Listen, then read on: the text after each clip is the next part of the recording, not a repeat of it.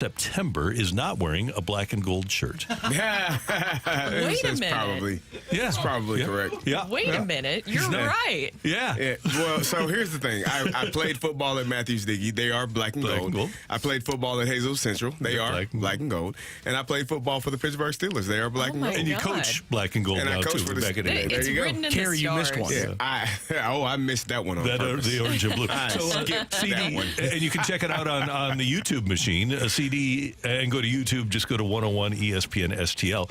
And Carrie today is wearing a red 101 ESPN Sports Talk for St. Louis T-shirt. So Yeah. Proud of myself. Yeah, sporting the colors. I'm proud of you too, man. This is broadening horizons, man. Just stepping out of my comfort zone a little bit, Randy. Yeah. Doesn't happen too often. Here we What go. did you say, Rocc? Same shirt alert. Same shirt alert. Here we go. Same shirt alert. Oh, There we go. So now, if you're watching, you see Rocc revealing. The one day you decide not to wear a black and gold shirt. I barely wear any Mizzou gear for this reason exactly, and then this happens. I feel like Rocc goes through his Joker shirt, and then I'm thinking about another one that you wear a lot. I don't know. I feel like there's. I like the what's the go big or go home? What's the other one? That's my sweatshirt. Go medium or stay go in. medium and stay in sometimes. Yeah, I like that one. That's good. So anyway, CD and Matthew you'll notice on the YouTube today are wearing the same shirt. Cute. I'm looking at it right now on the tube. Okay, this is, and maybe I'm just bitter. Maybe as BT would like to say, don't be bitter, be better. Okay. Because even though the Cardinals won last night, 6-4 over the Marlins, and the Marlins are a nice little team, and Skip Schumacher's doing a great job, but the Cardinals had a pregame press conference and then a postgame press conference, and I feel terrible about them. And you know what? This team's 2 games over 500 since starting 10-24. They're a winning team since starting 10-24. I don't think you can. I don't think Sunshine, lollipops, and rainbows. Everything that's wonderful is what I feel when we're together. But here's the thing. They're a mess. They're a mess. And I told you guys right before the show started that I'm not a clean house guy, but there is no rhyme or reason to what the St. Louis Cardinals are doing in terms of personnel and building a program. And I don't get it because they've been so good for so long. It's like they've lost their minds. And as somebody who watched Whitey Herzog build and sustain a franchise for a decade, and then watched Tony La Russa and Walt Jocketty build and sustain for a decade and a half, this disgusts me. It really is awful. It's intriguing. I mean, just the moves. We were talking about Genesis Cabrera being DFA. That was a surprise. Mm-hmm. We don't know. No, we don't know what's going on, and I think that's the part where it's most uncomfortable. Because one thing you can say, you've known that the Cardinals were going to be this. They were going to do this. This is how they're going to show up. This is how they were going to be prepared. And right now, you don't know what you're looking at. Even on the field, I don't know what I'm going to get. It's like generally a get an error. grab bag. Well, you're probably going to get one of those. But it's you don't know what you're going to pull out of the bag. This team has been playing really well as of late. They are 5 of 7. It's why? What has changed? What? The only thing They that I love can each other, CD. That's the only They thing love that each I other. can think is that they know it is a real possibility. And Miles Mikolas said it yesterday post-game. He said, we probably need to go win 10 to 12 games so that some of our best friends are still here in the future. So guys aren't leaving. They understand that if we don't play well, if we don't win 10 to 12 games, in his words, guys are going to get traded. My buddy that I enjoy spending time with, playing cards with, talking crap with, is not going to be here because we haven't played well enough. And that's the only thing that I can think that has lit a fire in them at this point. Well, last night the Cardinals came away with a victory, didn't they? They sure did. A 4-3 Cardinal lead as they played in the 6th inning. Dylan Carlson, by the way, had given the Cardinals the lead with an RBI single and brought Nolan Arenado to the plate. Smoke to right center. That's down. That'll score 1. Goldie around second. On his way to third. He's got the green light. He's going to score. Arenado with a double and a 4 RBI night. Arenado 2 for 3 on the night with those 4 RBIs. His OPS now up at 852, and as I said it yesterday, and I'll say it again, by Cardinal fans, he's their most underrated player right there with Goldschmidt.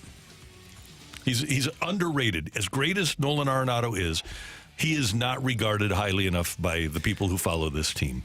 Well, I mean, he's got 10 Gold Gloves. I know, but people want to trade him. Oh, you talking? I don't believe people that. here. Yeah. No, people do. I just don't. I feel like that was a little more hysteria taking over in social media hysteria. I don't think that was real. They were going crazy. You had people like, photoshopping Nolan Arenado and In Yankees. gear. Yeah, and I was like, come on. It happened. Sometimes social media doesn't let the rational minds have full control of things. Okay. I don't know. Meanwhile, another guy. Have you guys ever heard of this number 3 guy, Dylan Carlson? Yeah. He was I've a heard of him. leadoff hitter last night. 2 for 4 with 3 runs scored. He drove in a run. He did have that walk to allow himself to score 3 runs. And things have been going pretty well for Dylan lately. I think just as you mentioned, we're really trying to lock in on a game plan, and we've been facing some good arms lately. So, really being able to hone in on pitches that I can handle and that play into my strengths and not expanding my zone just to, make contact. So ultimately, I think just keeping it simple and, executing my plan. I'm pretty fired up about having a game plan. Do you mean having a game plan? Plan of attack as a hitter? Yeah, like the coaches tell you, okay, here's your plan of attack in this game, whether it's offensive or defensive or pitching wise.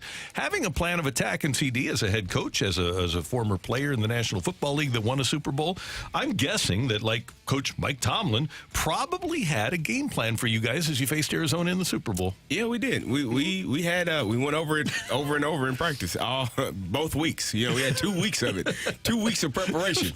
So yeah, you do have a game plan. You do know how you want to attack people, and then you adjust if that doesn't work. That is the key component. Yeah. You can actually adjust. You don't have to stick. I think Brooke is about to declare here. Dude, declare. You can actually change mid-game, bro. You can make adjustments even during the season, during a game, during the course of.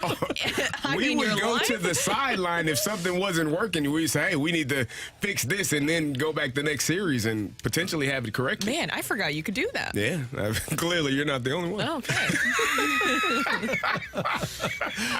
Meanwhile, before the game yesterday, John Mozeliak held an expansive media session. It took about a half hour. It was based upon the Cardinals, obviously, designating Genesis Cabrera for assignment and then signing Ryan Tepera as a free agent. Ryan Tepera has been around the block, and so once again, the Cardinals remove a part of their roster so that they can fill in with another mid-30s reliever. Right. How did that go last night, by the way? Not great. Oh, You didn't want to include that in your highlights? No. Oh, why? I believe, it was his debut if with I'm the not Cardinals. mistaken, Brooke, he may have had to have been removed from the game. I'm just. Not great. Yeah, so he went. That's why you avoided that, He did huh? go 2/3 of an inning, and he did allow a run on a couple of hits, and he did throw 18 pitches, and only 7 of them were strikes, and he did finish the night with a 7.71 earned run average. Otherwise, everything was great. Yeah, I was just surprised that wasn't in your highlights. Yeah, well. So not something you were interested in. It would have been nice if they would have had the excuse of the catcher not knowing the pitcher's pitches, but they Ruh-roh.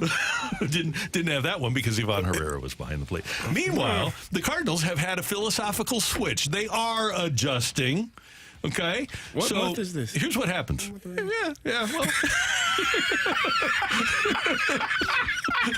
Oh, God. so What month are we in? we're in mid-July. We're after the All-Star break. We got. It just dawned on them. Well, here's the thing. Here's what you have to do. This is called adjustment. So you build a team based on pitching and defense. The pitching doesn't do what you expect it to do. The defense is bad. And so you decide, you know what? Look around. There's 29 other teams in baseball, and they're collecting these pitchers that are actually striking guys out. Do you mean that, like, maybe the Cardinals weren't aware that banning the shift might have a ripple effect when you have a pitch-to-contact staff and a pitching philosophy that might not bode well with banning the shift? I have a problem believing that to be true? Well, I don't, and here's why. I mean, I don't know. Like no one wants me to like talk about like bad luck or things should be better because we hit the ball hard. I mean, I think that narrative sort of played itself out now. I mean, I do think that's a good skill when people hit the ball hard. It's unfortunate to hit it at someone, but net, I don't think we're gonna like rethink our hitting. I think the point is like we do like the collection of hitters we have because they do have a common theme and they hit the ball hard and often. Yes, that was John Mozeliak, the Cardinals POBO. CD, you look bewildered. No, I'm confused. So hitting the ball hard is a good thing? Skill. But you don't want him to. So why did you send Jordan Walker down? I wasn't at the press conference. But here's the other thing. The Cardinals, when you look around baseball, you see all these strikeout pitchers, okay?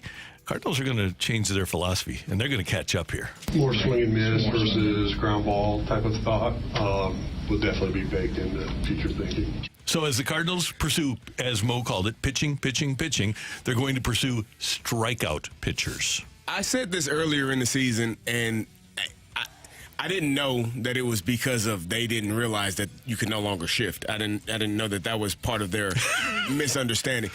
I said it earlier in the season that the balls were hit in places that the Cardinals weren't. It was almost as if they were in the new age shift out of position where they should have been. It was weird because it happened a lot. There were a lot of ground balls. There have been a lot of ground balls hit in places where you would think that they should be picked up and thrown out. So I guess that this is a mindset. If you've been aligning wrong all season, why? What's today's date, Randy?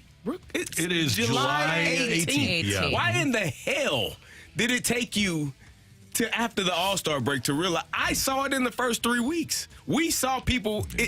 What are we missing? We've got more coming up on this here on 101 ESPN. It's frustrating. I was going to say mildly frustrating, but it's majorly frustrating. We should also note that the NBA Summer League Championship was played last night, and the Cleveland Cavaliers hammered the Houston Rockets Summer League team 99-78. Isaiah Mobley was the MVP of the game with 28 points and 11 boards. So congratulations to the Cavs. They win the championship. I don't. Do they put Cleveland? They don't put a. Well, I'm not celebrating that. I figured that'd be the case. It's the opening drive on 101 ESPN. You heard Mo a little bit, a long press conference yesterday. What are the big takeaways from his State of the Team address? That's coming your way on 101 ESPN.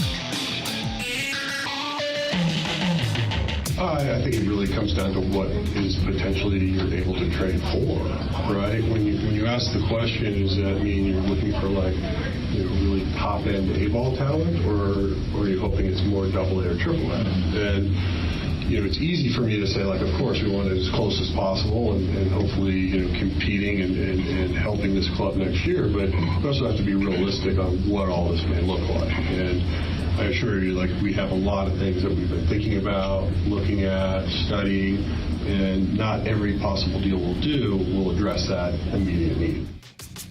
That's POBO Mo, John Mozeliak, yesterday with the media over at the ballpark. Brooke Grimsley, Kerry Davis, Randy Carricker. And I want to start with this, guys, as he talks about making these moves. When you look back to John Mozeliak's career, starting in 2007, we're aware of the difficulty that they had with people like Rosarena, with Adolis Garcia, with Alcantara, with Gallen, with evaluating their own young players. I don't believe that the Cardinals have had to trade under John Mozeliak or have traded. And text us in 314-399-9646, 314-399-YO-HO. If you can think of a scenario since 2007 where the Cardinals have traded a veteran player, specifically a well-known player, for a younger player. And the reason that I bring this up is because with the Cardinals, with our questions, legitimate ones about their ability to evaluate their own young talent, do you guys have concerns about their ability to evaluate somebody else's young talent when you trade a Montgomery and a Flaherty? Yes. I do. I have concerns about that. And I think rightfully so, because if you're looking at the pattern and the history of players that you are bringing in and you have concerns, how many of these young players we're talking about, you wonder if their development has been stunted. They go elsewhere and you see them succeed, and we're having that envious energy of wow, great. Why did the Cardinals just not see this potential here, or is another team maximizing this potential? So those are very valid concerns, because you could even say, okay, say that some of these guys that we've looked at that All-Star game, you had Randy Rosarena, Adolis Garcia, would they have been able to reach Zach Gallen? Would they have been able to reach what they are able to do now if they were still within the Cardinals organization? That's a fair question that people have been having, and you should whenever you see guys leave the organization and are really successful coming out of their shell more. Now, one question that Mo was asked yesterday after the DFAing of Genesis Cabrera and signing of Ryan Tepera was if in the next 2 weeks the team's approach at the deadline could change. I would say probably not at this point. I think where we are and where we are in the standings is going to make it very difficult to change that. It's not to say that if we, won 8 straight, you might take a pause in how you think about something. But I would say from our standpoint on how we're thinking about using our energy and time right now, it won't change. Okay, that's good self-awareness, because this team just isn't good. So they might love each other a lot, but is he basically saying it's too little too late? Yes. Which, your record is what it is. So you have to agree with that. I understand that these guys do care about each other a lot. I've been in that clubhouse. They really do like each other a lot. There's not many tensions. A lot of them get along really well. We saw at the Big League Impact event how much those guys showed up for Adam Wainwright. They show up for each other. It has not translated on the field for whatever reason this season, and that could be a million different things in culmination. The pitching philosophy, just the hitters not hitting at the right time and coming together as a group, or just all these things not connecting, not and then defensive woes. Yeah, that rule that happened, that changed. Sprung up on them that they were unaware of. It just got there late, because they had the World Baseball Classic. The World Baseball Classic. It took a little bit longer for the rules. Was allowed. Yes, it was. Oh no my gosh, pitch clock. We figured it out. Yep, that's what it's been. I think the other thing is, and I've been on teams that were really good, and I've been on teams that were really bad. Part of me feels like this team felt like they were really good, and sometimes when you feel like you're a really good team, you don't have to put in as much. It's kind of that old philosophy, we'll just roll the ball out there and we're going to be better. And I think this team has so much talent. You've seen it. You've seen it in spurts. So much talent, especially in this lineup, that there may have been times where they just felt like, we're better than you. We have better players than you, so we're going to win. And then you miss out on the fundamental aspects of the game. Kerry, is it beneficial? Because I've never been in a clubhouse as a player at that level. We talk about the players loving each other. Is it beneficial to have somebody that's a little bit abrasive that keeps everybody on edge? Yes. You yes. The one person, I mean, you have to have a clear-cut leader, and you're in a room full of alpha males. I think of James Harrison, but it wasn't James Harrison for us. It was James Ferrier. Was he abrasive though? Debo, yeah. Okay. Debo, yeah. I mean, so Debo was the type of person we call James Harrison Debo. Yeah. Like the movie character off of Friday. Ferrier. Yes. James Harrison was we Debo. call Got it. Debo. Got it. So we had a coach who came in who was a new coach to the organization, and he came in with all this vigor. He was yelling and he was cussing people out, and he was, you got to do this. What the F are you doing? And James tapped him on the shoulder. He said, hey, man, we don't talk to each other like that here. The very next day, that same coach, he had the same amount of enthusiasm, but the F-bombs weren't flying. There was no F-U and what the F are you? It was, hey, so guys, it was much more, it was the energy, but it was not the same speaking. It was not the same tone. And so, yeah, you get a guy, and if James Harrison taps you on the shoulder, you're going to change. So I think that's one of the elements that the Cardinals could utilize. Meanwhile, one of the other things that we've talked about a lot is, do you go after Montgomery and Flaherty and try to keep them? Mo, negotiating with any of your free agents? I don't want to speculate on that. Obviously, it's not a long list to figure out who we'd be talking to and whatnot, but I think for our standpoint right now, it's going to be how we can improve and get more talented in the future. I do believe, if nothing else, the Cardinals should find out what Jordan Hicks wants. Exactly. They should. They really should. Do not let a talent like that leave. It will bite you in the butt. He's way too talented. He's throwing balls. He get 3 of those hits yesterday. 2 of them were in the infield. 2 broken bats. Yeah. Like he is that soft contact? What more do you? He is sawing people off, and the ball just finds an empty space in the infield. Like you have to.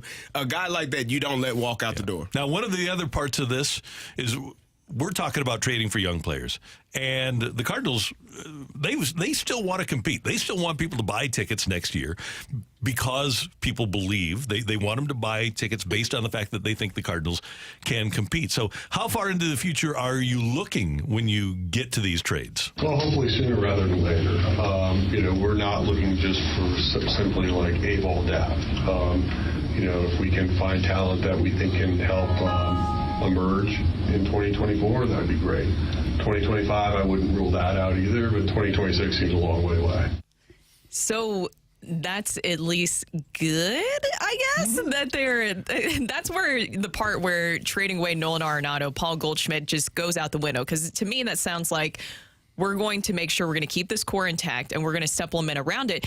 But you're going to have a lot of people, me included, coming in that are saying, well, isn't this a little too late? Why did we not prepare for this a little bit sooner? Say, I don't know, the off season, where you knew that the rules were going to change going into the season, right? The Cardinals priding themselves. How much have we talked about priding themselves on analytics, on, trying to go towards the new trends and changes that are being made, but you're behind the ball when it comes to a major change that you knew would affect your team this season. Everybody knew that, right? Everybody knew that things were going to change when you banned the shift, and we're seeing the ripple effect of that. Everyone didn't know. Apparently not. Apparently not. So now you're in a position where it's July 18th, and you're going to have to make some painful trades that might even include a Dylan Carlson, which we haven't even touched on yet because of everything that happened with that yesterday. He seems to be on the outside looking, and he had a fantastic game last night because you have such a logjam. You have Wilson Contreras not even catching, by the way. Ivan Herrera has been great. I understand giving him opportunities, but I think we all know what's happening here, right? Yes. And so it's a ripple effect. There's a constant ripple effect. So now you're going to have to get rid of Dylan Carlson. You're going to have to change your entire pitching philosophy moving forward when you probably should have been doing that anyways, because you knew these rules changes are coming. Oh, and by the way, I think everybody around the league realizes that swing and miss stuff is important and should be prioritized. And not only do the Cardinals want that in quality, but apparently they want it in quantity. Well, I definitely think we're going to treat the trading deadline as pitching, right? Now, that's not to say we're going to ignore a position player that may be like just uber great, and so we have to be cognizant of that. But I think the goal would be to address as much pitching as possible. And that makes sense. But they also have to fix the other problems that they have. Guys, I'm absolutely convinced that you're going to, if you trade Dylan Carlson to the Yankees, that with all due respect to Mike Trout, who's not what he was, and if Aaron Judge is hurt, you could be looking at an American League outfield in the All-Star game of former Cardinals. Yeah, you really can. The Dylan Carlson situation is really interesting to me because he's on the outside looking in. They talked about yesterday, Mozeliak and Oli Marmol basically saying the starting outfield moving forward until the trade deadline at least will be Tyler O'Neill, left field, Lars Nootbaar, center fielder, and Jordan Walker, right field. Wait. So that's, we got like 2 days of this coming up when they're back? Yes. Okay. Yes. Basically. This is like Nootbaar in center field, or Zach Thompson is in our bullpen. So all of this stuff, right? But that's what I'm saying is that it's very confusing moving forward. And we'll dive a little bit deeper into these Dylan Carlson comments from last night. But he literally told some reporters, the TV cameras have already left, that he's hurt. He's hurt by this, and rightfully so. I mean, this is part of the business, and it is frustrating. I mean, you can only do what you can do. When you get your opportunity as a professional athlete, you have to make the most of it and not put yourself in a position where you're not an everyday player. You can't afford to be injured. You can't afford to play poorly, especially when you have that many people in a stacked position like that. They sent Jordan Walker down to try to free up some of the space, and it didn't seem to work. It doesn't seem like anything came out of that because no questions were really answered except for now Dylan Carlson may be on the outside looking in. And then you hit on a good point when you're talking about Wilson Contreras having to be the DH. Now you lose a spot in the lineup because you got two catchers playing. You're not allowing guys to get on the field because you made a decision to pay a catcher to be a DH. He's your DH, and you got a DH in Nolan Gorman. So now you're trying to shuffle all of these people around and figure out who's going to play where, who's on first base. Like that's where we are right now. It's really just a confusing situation for this entire team and for this entire season. Just real quick, I want people to text in if they think that Dylan Carlson has had a fair enough shot this season, because that is something that was discussed at length with him last night after the postgame. Is he brought up that he felt like sometimes there was inconsistent opportunities. CD, what did you say at the beginning of the season when there's not defined roles sometimes and guys are getting yanked around in so many different directions? It is hard to establish yourself. Yes, it is. It's very difficult to get continuity and to be comfortable when things aren't consistent. When you come to the ballpark every day, I was thinking about this earlier, Randy Brooke. If we came to this show every day and it was just we just picked out of a hat which role we would be. I would be behind the board. Now Rocc is driving. We're gonna have a bad show. Yeah. I don't know anything about the board. Now you could probably teach me, and I could probably learn, but I'm not gonna be as good in that role as Rocc is. So when you have people doing different roles every single day, there is not a familiarity. And for Dylan Carlson, like I said, when you have injuries, when you got a stacked position where there are so many guys playing that same position and you're not getting the opportunities, or you're not playing as well as you need to when you have those opportunities, you're not going to get as many opportunities as you would like. That's Carrie. That's Brooke. I'm Randy. Coming up, the Cardinals did DFA Genesis Cabrera yesterday, but did they, again, utilize him in a way that he was maximized? That's coming your way on 101 ESPN.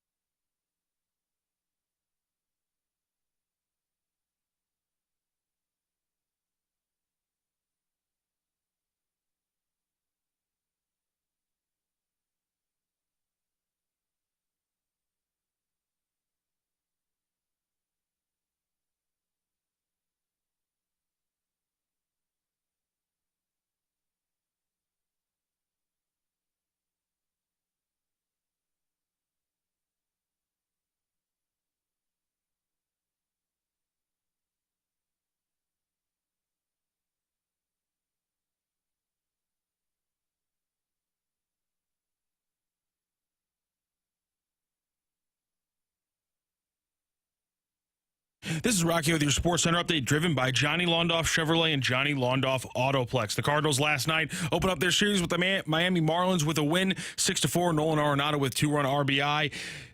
Sets up the final score for the Cardinals. Mikolas in another start in just 4 days. He goes 6 innings pitched, 7 hits, 3 earned runs, 3 strikeouts, but does allow 2 home runs in the game. Cardinals back in action today with a 6:45 first pitch in game number 2 against the Marlins. It'll be the righty for the Marlins, Edward Cabrera, facing off against the lefty for the Cardinals, Jordan Montgomery. Montgomery on the season 6-7 with a 3.23 ERA. That is your Sports Center update, driven by Johnny Londoff. Find your roads and shop 24/7 at londoff.com and londoffautoplex.com. Are you kidding me?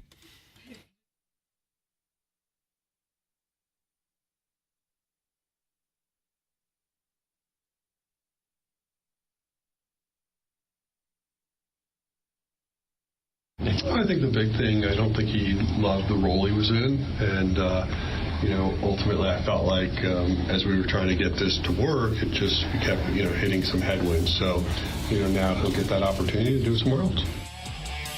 John Mozeliak on DFA'ing Genesis Cabrera, and congratulations to Genesis Cabrera, by the way. If you're a Cardinal player now, you just go to the general manager or the POBO and say, hey, I really don't like my role, and you know how to get out of town. That's the easy way out, huh? And to be fair to the Cardinals, since his first full year with the Redbirds in 2020, the COVID year, Cabrera started that year. He had a 2.42 earned run average in 19 games. Then a 3.73 in 71 games. Last year, a 4.63 in 39 games. And this year, a 5.06. So his numbers have declined over the course of time with the Cardinals. Here's where I have an issue, though, guys.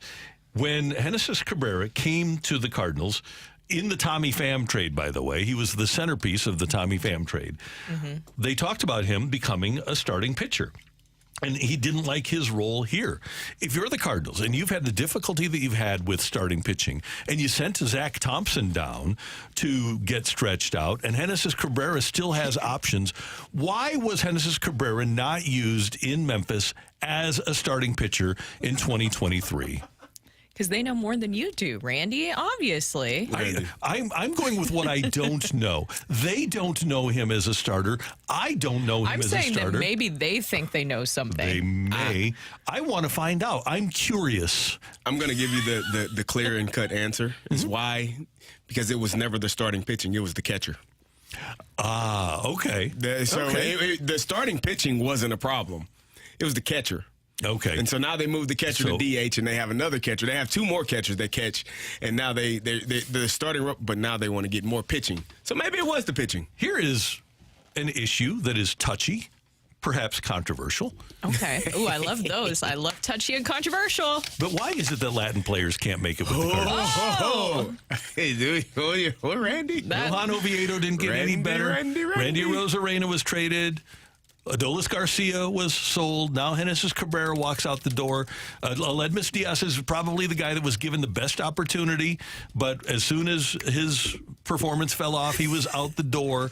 Why is it that Latin players, and the Cardinals spend a lot of money in the international market, and I don't know the answer to this. I hate to think the worst, but why is it that Latin players can't make it with the Cardinals? That is a great question. And by the way, this is past.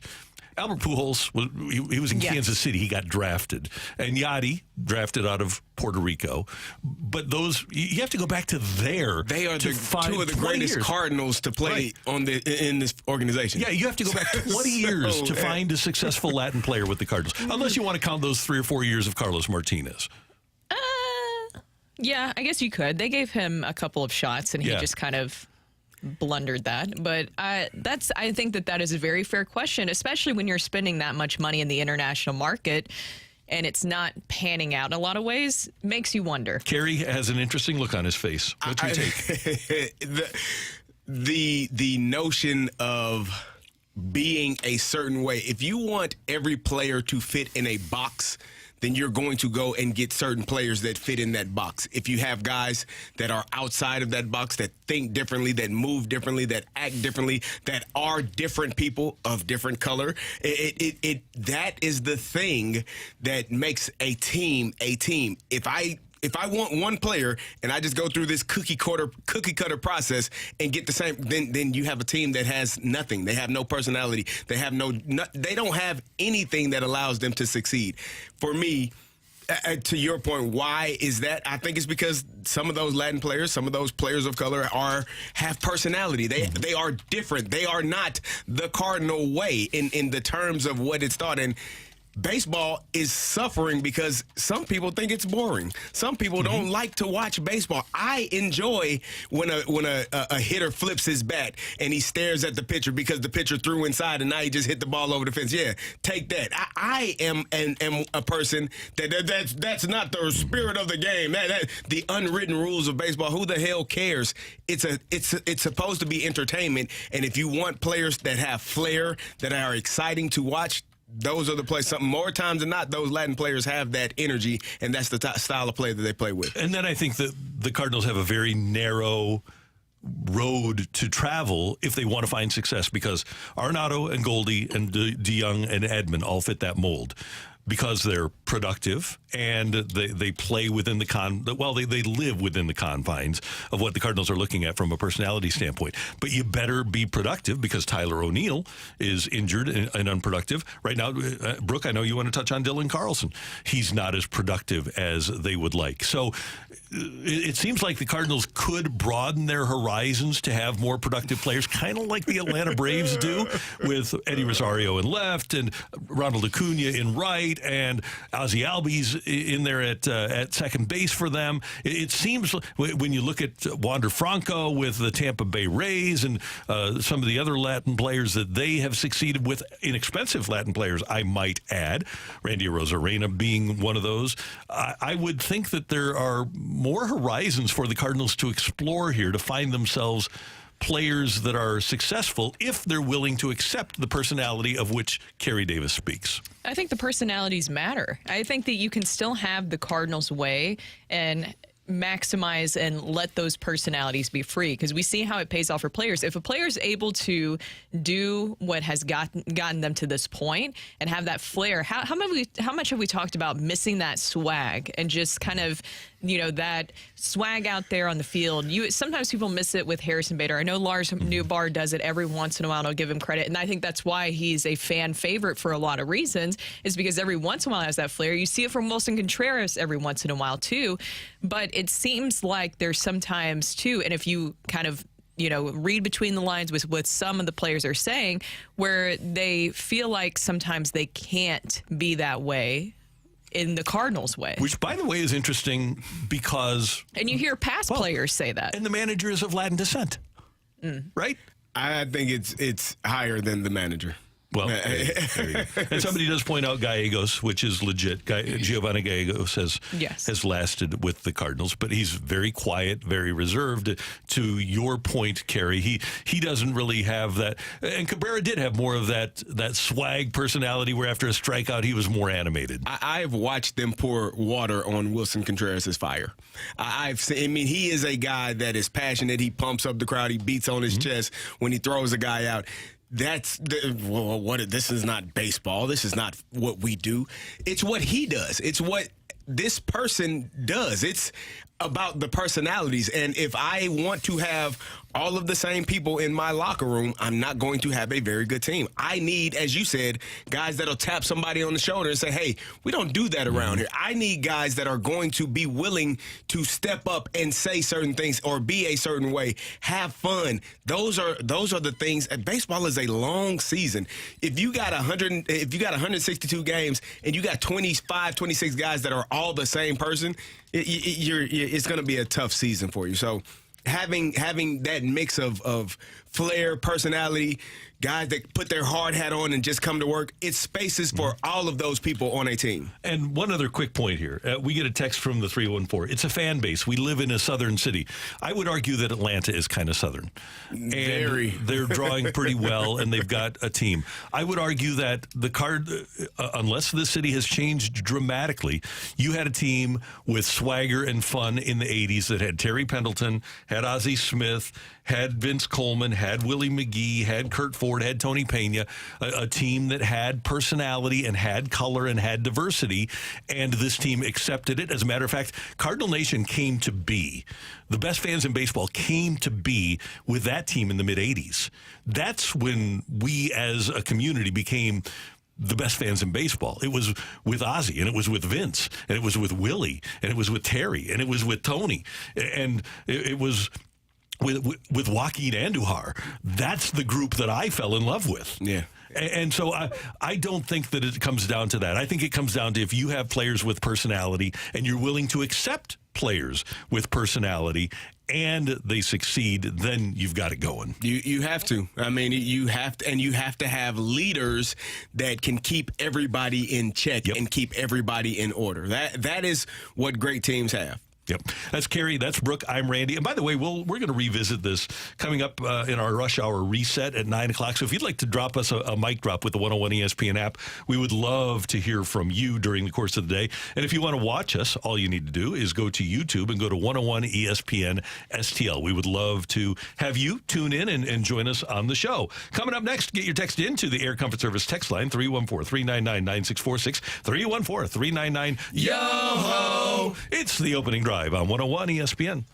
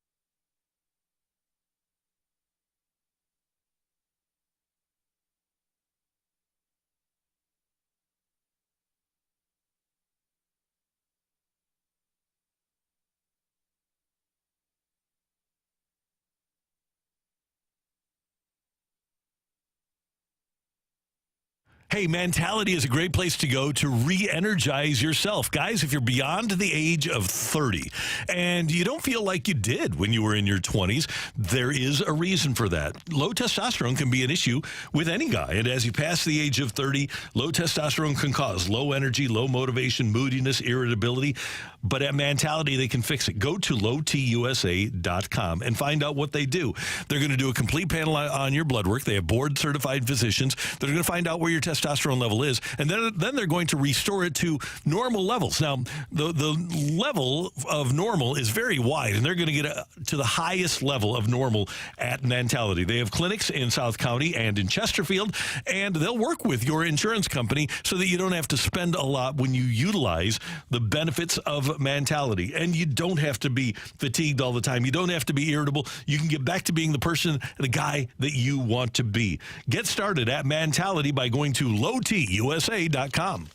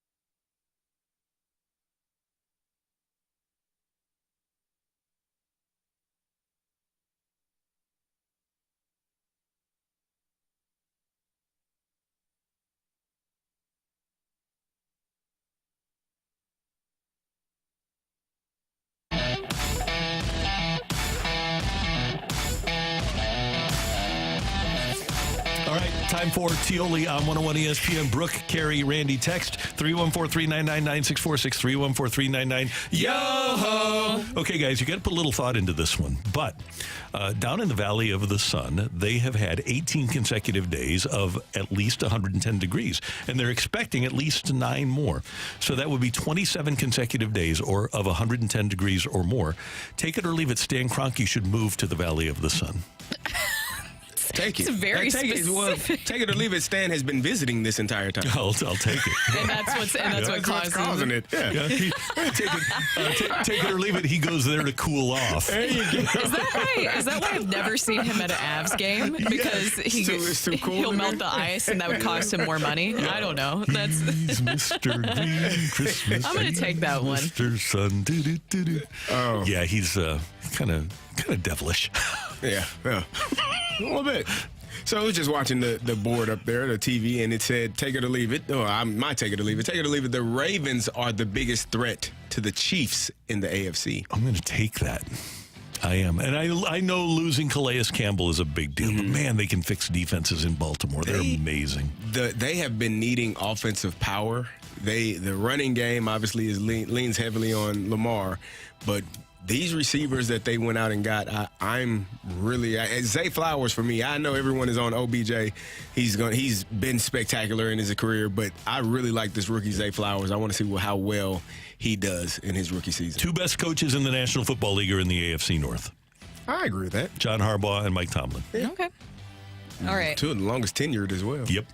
Take it or leave it. We talked about yesterday about how Messi didn't want to face City SC, and there was some messy. It did. It got very messy, very very messy.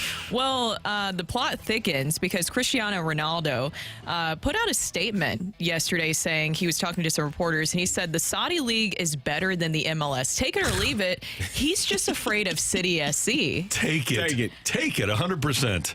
Just go ahead and say that you're afraid and you don't want to come over here.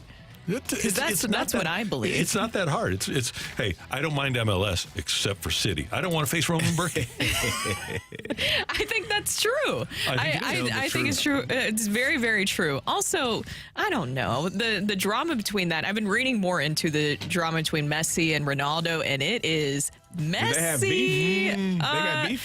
Yeah, so Messi didn't want to sign, right, Rocchio, with the Saudi League. They offered him like how much? Like $500 million? Yeah, have a bill. His wife really didn't want him to sign there.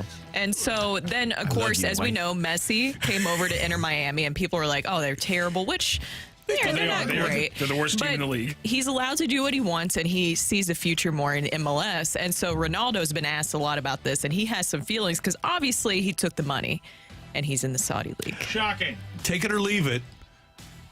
Messi will have the same effect on Miami that LeBron had when he came back to Cleveland. Remember, they had the first pick in the draft, and they used it on Andrew Wiggins. Oh. And then they won a championship 2 years later. I'm going to leave it. Only because I think basketball is it's clearly more of a star-driven sport. One guy can alter, can change so many more things than a sport like soccer, football, baseball. I just think basketball is that one sport. If you got one of those guys, you got a chance. Yeah, right. All right, what do we got on the text line there, Matthew? Some odd positivity. Let's go with it. Take it or leave it. The Cardinals can sell at the deadline and still make an October push in this weak division if they can get a few innings eaters in the process. I'll take it. How are you more positive than John Mozeliak at this point? Serious, That's a good point. How? Okay, point well taken. But theoretically that could happen. We've seen teams do that before, sell at the deadline and then all of a sudden turn it on. But one thing that I want. That I'm going to do personally. We've got the old adage, don't believe anything you see in baseball in March or September, spring training or in the last month of the season.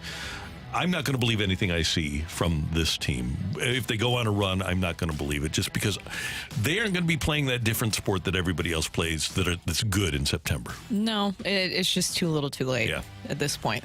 Just weird positivity. Take it or leave it. Ronaldo thinks live is better than PGA. I'll take it.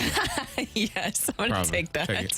I think he might get in trouble if he says otherwise. Mm-hmm. right? Yeah. Didn't they fix the rules so that because he won't marry his girlfriend, his longtime girlfriend, right? Ronaldo won't? Yeah, he won't. So they changed the rules basically where because you can't have your girlfriend, you have to be married to be able to live together. Oh. And so they basically have allowed him to and he still won't marry her. Who's allowing that? Seems like a fun place to live. I don't know. Yeah. So would Ron even start for SC? Ronaldo? Yeah. And if not Ron. If Klaus is healthy. You call him Ron. Klaus is healthy. Okay. Who the hell is Ron? Thank you. Ron. Yeah. Who's Ron? That's Chris Ron. Oh, my goodness. You and Chris Rons don't usually get along, Randy. I just hope that this gets back to him. Well like, done. oh my gosh. He's an idiot. It's true. Oh, man. Take it or leave it. After watching the documentary Quarterback on Netflix, it makes you dislike Pat Mahomes and his cocky nature. I haven't seen it, but there is nothing that will make me dislike Patrick Mahomes. I said last week, didn't I, CD? Yeah. I said last week that it will make you love him more. I think it's really cool seeing, how much work he puts in. Why are you laughing at me? No, I'm not laughing at you. I'm laughing at that clip that I sent you guys during the match when Ernie Johnson had asked him. He said because Kelsey and Mahomes were allowing whoever they were playing. It was Curry and Thompson to get back into the match. Yeah. And Ernie Johnson said, "Was this planned?" And Mahomes says, "Ernie, I do great TV. It's what I do. You don't see me blowing anybody out. I do great TV." I think, if anything, it shows really all the work that he puts in. Yeah. And the more human side. Like, there's like a clip of him like yelling at his dog, and you just see him doing like normal human things. Yeah. It's making me like Brittany a little bit more, his wife Jackson. Too. He makes very small appearances. Okay. So far, the best description I've seen of the documentary is that Kirk Cousins makes playing quarterback in the NFL seem like it would be worse than being a construction worker, and Pat Mahomes makes it seem like it's the coolest job in the world. That's what I'm getting, and I agree with 100%. But the reason is the amount of the stress levels when you are a certain player. The amount of stress you walk around with is like Kirk's like waking up and like it's dark in Minnesota, and he's like getting out of bed and he sounds like a construction worker, like, oh well, time to go back to the grind. And then Pat's just like out here, just like the glitz and glam is like 100% of his life. It's Kirk crazy. had a good team last year, so that would. We have one texter here who thinks they're going to win the Super Bowl and is very angry at us for never. Oh yeah, that's that person. Without Dalvin Cook, he is what? Without Dalvin Cook, there is one texter who you got Alexander Madison, right? I know. When I pull up the text line every morning, I'll have a text from a guy who's just like, you guys do not respect Kirk Cousins. You're going to eat all your words when they win the Super Bowl. God. This guy is passionate about Kirk Cousins. I guarantee you we're getting a text in the next 15 seconds. You brought up Dalvin Cook. Running backs don't matter anymore. Haven't you seen that, CD? Haven't you seen that? What a tease, Brooke. 8:15 coming up on the opening drive. 8:15. We're talking about that. Running backs don't matter anymore, apparently. Fighting words. Speaking of running backs not mattering, take it or leave it. Alabama misses the playoffs again. I will leave that. I'll take it. I think we're starting to see a Georgia a shift in college football. Yes. You like that? You like that? Yeah, Kirk. You like that? Yeah, I know it. Yeah. All right. That'll get you fired up. One more, Matthew. He's got to find a good one. He's got to find one that's not controversial. No, this is a good one. Okay, take it or leave it. Dylan Carlson to the Yankees, and he eats that short porch up. Yeah, I'll take it. Yeah. Take it. So that's already the rumor. He's going to be a Hall of Famer. Yeah, here's what I heard. They're going to unretire number 3 for him. Oh, okay. Randy, here's the thing. I don't We know the Yankees. Long well with that. We know the Yankees need. They need outfield. They need starting pitching, and they need a catcher. If you give them Flaherty, Carlson, Kisner, and Jordan Hicks, how could they not give you an injured Aaron Judge? And Cabrera. I can give you a lot of reasons. Cabrera can be moved traded within 7 days. One. I think it's really, you should see Yankees Twitter responding to possibly some Cardinals going to the Yankees. They're like, you mean we're going to get some players from like, a team that's last and nobody wants? Yankees Twitter is exploding about it. Over the last 20 years, the two most successful franchises during the regular season have been the Cardinals and the Yankees. The two most hated general managers in baseball are John Mozeliak and Brian Cashman by their fan bases. Yeah. Got something going for each other and for themselves. Yeah. Thanks, Matthew. Thanks, Randy. And thank you very much for your texts. We do appreciate them. Coming up, Brooke has some notes about Dylan Carlson, about getting him into the lineup and how the Cardinals really haven't. That's coming your way on 101 ESPN.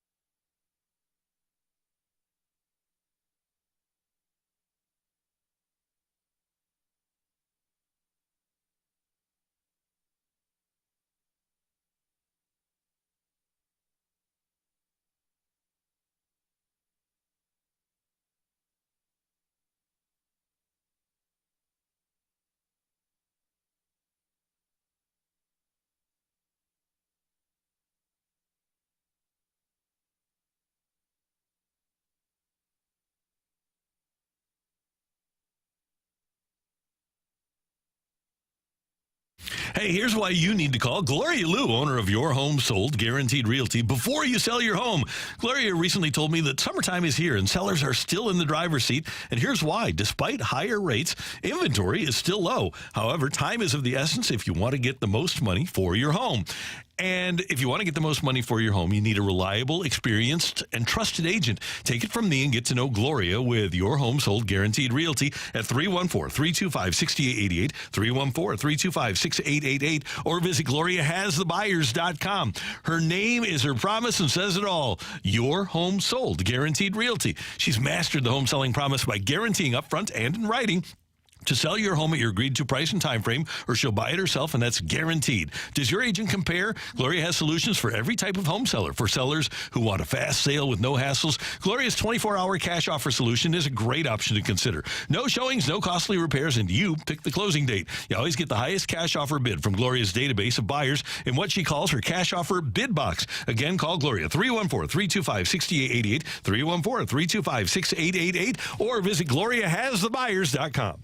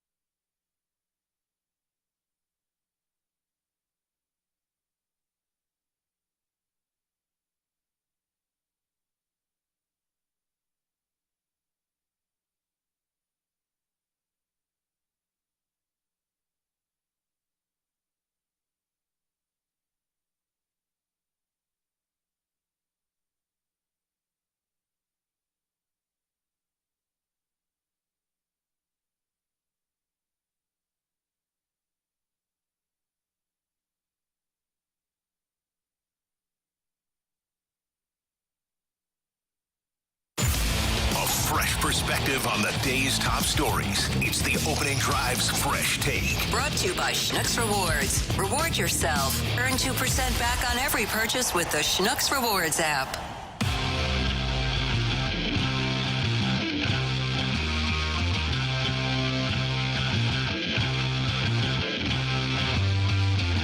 Yeah, DC played a good game today, and DC's not a complainer. He just shows up and works and competes, and that's why we love him. And he just got to continue to do that. But DC's a good baseball player, and we love that he's here. But like I said, he just competes, man. He doesn't complain. Obviously everybody wants to play every day, and early in the season when he wasn't starting, he wasn't pouting. He just came to work every day, so you got to respect that. That's the Cardinal third baseman, Nolan Arenado, on the heels of the Cardinals' 6-4 win over Miami last night. Dylan Carlson, 2 for 4 with a walk. He scored 3 runs at the top of the lineup. He's hitting .243 now, and if he gets an opportunity, I'm convinced that he's going to be a good player. But the key, Brooke, is him getting an opportunity. That is very key, right? That he gets an opportunity. There's a lot of interesting things that happened yesterday. We talked about John Mozeliak and what he talked about. He talked about pitching, which we touched on, but him and Marmol talked about the outfield and what it will look like moving forward, at least until they start moving some guys. So yesterday, Ollie Marmol said the starting outfield going forward until the trade deadline, at least, will be Tyler O'Neill, left field, Lars Nootbaar, center fielder, and Jordan Walker, right field. At the end of the day, everyone's gotten an opportunity, and we can feel comfortable about that. Why are you laughing already? I haven't even got to it. Because you might be saying, wait a minute, where's Dylan Carlson in this situation? That's a fair question. Dylan Carlson, they'll figure out. Because guess what? You have a logjam right now because also Wilson Contreras is not obviously your everyday catcher. You have Ivan Herrera catching more frequently now. So there's a logjam, and there's not many opportunities for, say, a Dylan Carlson. He made the most of his opportunity yesterday. And according to a report that also came out during the game, the Yankees are very interested in Dylan Carlson. So if you're reading between the lines here, right, if we're reading the tea leaves, doesn't that seem like Dylan Carlson is the one that might be on the way out here? So after the game last night, Dylan Carlson spoke to media members on camera, but then a few reporters stuck around. Brendan Schaefer of KMOV.com, John Denton of MLB.com were able to speak to him, both with articles speaking to him. And he basically expressed that he's hurt. He even kind of brought up, he was very fair. If you go read those quotes and articles, he was very fair in what he said. But he mentioned he felt like there's been some kind of inconsistency and in ways kind of been pushed around a lot, maybe yanked around a lot. And he's not the only player, I think you could say, that has gone through that. We can point to Zach Thompson. We can point to so many different players. The matter of the fact is that Carlson, he's been pretty decent, especially coming back from injury on June 9th. 842 OPS since coming back from his ankle injury on June 9th. His OPS for the season is 726, which is 21 points behind Lars Nootbaar, which I love Lars. But if we're talking about numbers, and 106 points ahead of Tyler O'Neill. Well, if I'm saying if you're giving people opportunities, and maybe the situation is the Yankees don't see value in Tyler O'Neill. Fair. Okay, I get that because we haven't seen him. And maybe this is when we're talking about painful trades, the Cardinals just see that Dylan Carlson's going to be able to get them more value of what they're looking for and what they need. But just hearing what they were saying yesterday, Carlson afterwards, Nolan Arenado afterwards too, Carlson does bring value to this team, and I think he's going to be another one of those players that we see walk away or is traded away and is going to be fantastic elsewhere. It's going to happen. I'm done with Tyler O'Neill. Carrie, the floor is yours. That's why I guffawed a little bit. I'm just done. He will likely be our everyday left fielder. In other words, that would be the plan to have him out there. Well, okay, I don't want to cast aspersions on anybody, okay? But that's stupid. Well, that's ridiculous. I would only say that is taking place to add to his trade value. That would be the only reason why, because teams want to see him healthy. They want to see him play.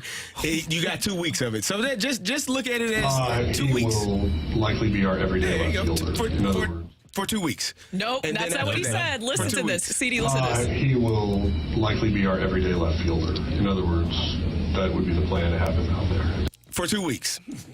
He just left the 2 weeks part out. Okay. So there's an interesting text from the 573. Randy, can you help me understand the obsession with Nootbaar? Carlson is better in every aspect, and he is healthy. If you have both Carlson and Nootbaar, Who are you taking? Which one do you prefer over the other? I would take Newt Barr only because this is kind of weird. Thank you for letting us know. I would take him because of his durability. My preference would be to have both, actually. Tyler O'Neill's going to be my odd man out here. Is Carlson a better baseball player than Newt Barr, though? I would say that... I think he's a better fielder. Yes.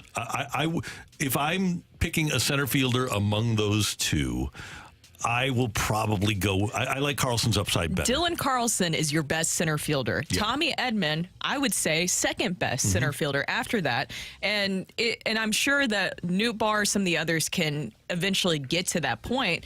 But I think defensively, when you're talking about your best defensive outfield, Dylan Carlson is going to be your best chance in center. That's just the way it's going to be. Dylan Carlson, he told the reporters last night, too, when asking about... looking on the outside, he said, it's definitely tough. I feel like I can really help this team, but opportunities have been scattered, and it hurts, honestly. But I just try to do what I can to be ready for these guys and ultimately try to help us win as many games as possible. Guys, I just don't think this franchise, I don't get it. They've lost their minds. I don't get it. Why does Dylan Carlson have to worry about playing time? Here's a quick question. So you're bringing up Tyler O'Neill, and I think that's very fair. He's been injured. I think he kind of quit on the team, basically. And I think those are very fair assumptions. Back. He didn't. Yeah. How long has he had it? About a week back. Yeah. I thought we were gonna. I was like, I knew it was coming, and I was hoping we would get past it. My question to you, Randy, is: so you're done with Tyler O'Neill? I'm done with it. Do you wish that they would have just DFA'd him like they did with Genesis Cabrera then, or you think that? Do you understand their point of trying to maybe try to get some more playing time for Tyler O'Neill to see if they can get some value out of him? I understand that because you're out of the race, so you've cashed in, right? So yes, try to get him to show anything so that people believe what they saw in September of 2021, so that they think that's him. Yes. But the fact of the matter is, that's not him. Tyler O'Neill is a guy that's sitting at home. Well, not sitting at home. He's working out. He's eating the right things. He's not having any sugar, not eating a hot dog, not drinking a beer. He's got really nice muscles. But he's a hamstring pull waiting to happen.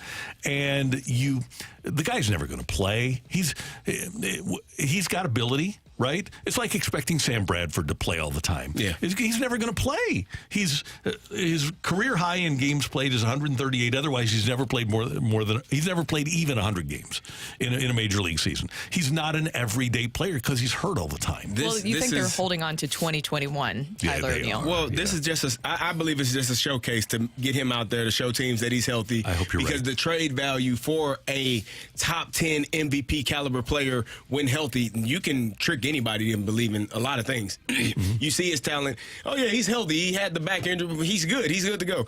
And so now you can get more in return for him. I think I would hope that that's what this case is, because Dylan Carlson has been hurt. He got hurt. He missed some time. I wish that hadn't happened, because if he didn't get hurt, everybody else was hurt at that time, so you would have been playing. And it's just how things fall sometimes. It's not fair. It's not always right. If you don't get injured, if you're Dylan Carlson, you probably don't lose that position, that center field position. You don't have Tommy Edman playing out there. You don't have infielders in the outfield, as Ali said at one point. It's just the part of the game that you have to stay healthy. You have to stay available. And when your opportunity is presented, you have to be able to make the most of it. So you just have to be unavailable for a long period of time, and you get your starting job immediately. This is my problem. I understand that painful trades are going to happen, and I understand that Dylan Carlson probably will get you some value, some interest. Obviously, I mentioned that report with the Yankees, but what I'm looking at specifically is how many players have kind of basically mentioned how they've been yanked around this season. We talk about Dylan Carlson kind of mentioning that a little bit in what he said. You look at Zach Thompson. By the way, what is happening with Zach Thompson? John Mozeliak talked about that yesterday. I met with Zach. I'll share this with you yesterday, and we basically just told him, like, the remainder of the year you're likely going to be used out of the bullpen, or will be used out of the bullpen, and then I'll meet with you at the end of the season. Staff will meet with you and just decide how you want to prepare for next year. But, like, right now, just worry about that. So he was in the bullpen. This is all 1 year, by the way. In the bullpen, and then starter. And the left-hander out of the number one left-hander out of the bullpen. And then sent down to be stretched out as a starter, and now he's going to be in the bullpen again? Do you get what I'm saying about this? Is in addition, I understand with Dylan Carlson, trades have to be made, things happen, it's business, I get that, but the point I'm making is the yanking around of players where these defined roles are not clear, where of course you're going to question if players are being maximized the most, or you're getting the most value out of them, and the most where you can say, yes, we gave them a full fair shot here, and we were able to really develop and evaluate them. I don't think this is good management. And by the way, back to your question about Tyler O'Neill, I think if this were the offseason, a reasonable franchise would non-tender him. But if you can get something for him now, all the better. But to this specific point, when Willie McGee came up in 1982, Whitey let him go through some lulls. He should have won Rookie of the Year, but he went through some lulls. Same with Vince Coleman in 85. Same with Terry Pendleton in 84. Even Tony, who was notoriously averse to young players, but he gave people like J.D. Drew an opportunity to play when he was healthy, and would let it, or a guy like Matt Morris as a pitcher, allowed him to go through the lulls. Baseball is a game of patience. I'll never forget Joe Torre telling me when the Yankees let John Wetland walk away after they won the World Series in 1996. 1997, he starts with Mariano Rivera as his closer, and Rivera blows like 3 of his first 6 saves, and he's down, and Torre brings him into the office and says, look, you're my closer. You're the guy. And he remained the closer and then reeled off like 16 saves in a row and became Mariano Rivera. You have to be patient with young players. It doesn't happen overnight. And the Cardinals appear to have absolutely no patience with young players and letting them turn into what they can be. They don't allow young players to marinate and become the best that they can be. Let them play. Just, you know what? My buddy Big Frank is listening right now. He always loved Whitey because Whitey would just, and Kerry, you'll appreciate this. Whitey would turn out a lineup pretty much the same every day. Go back, fold his arms, let him play. Right? Just go let him play and let him get better. It's the only way they're going to get better. Yeah, especially now, right? Yes. If you aren't worried about winning now, and they aren't, let them play and let them get better. Yeah. Exactly. So anyway, I'm tired of it. you know, there's another group of people that are tired of something. It's NFL running backs that are tired of their salaries. That's next on 101 ESPN.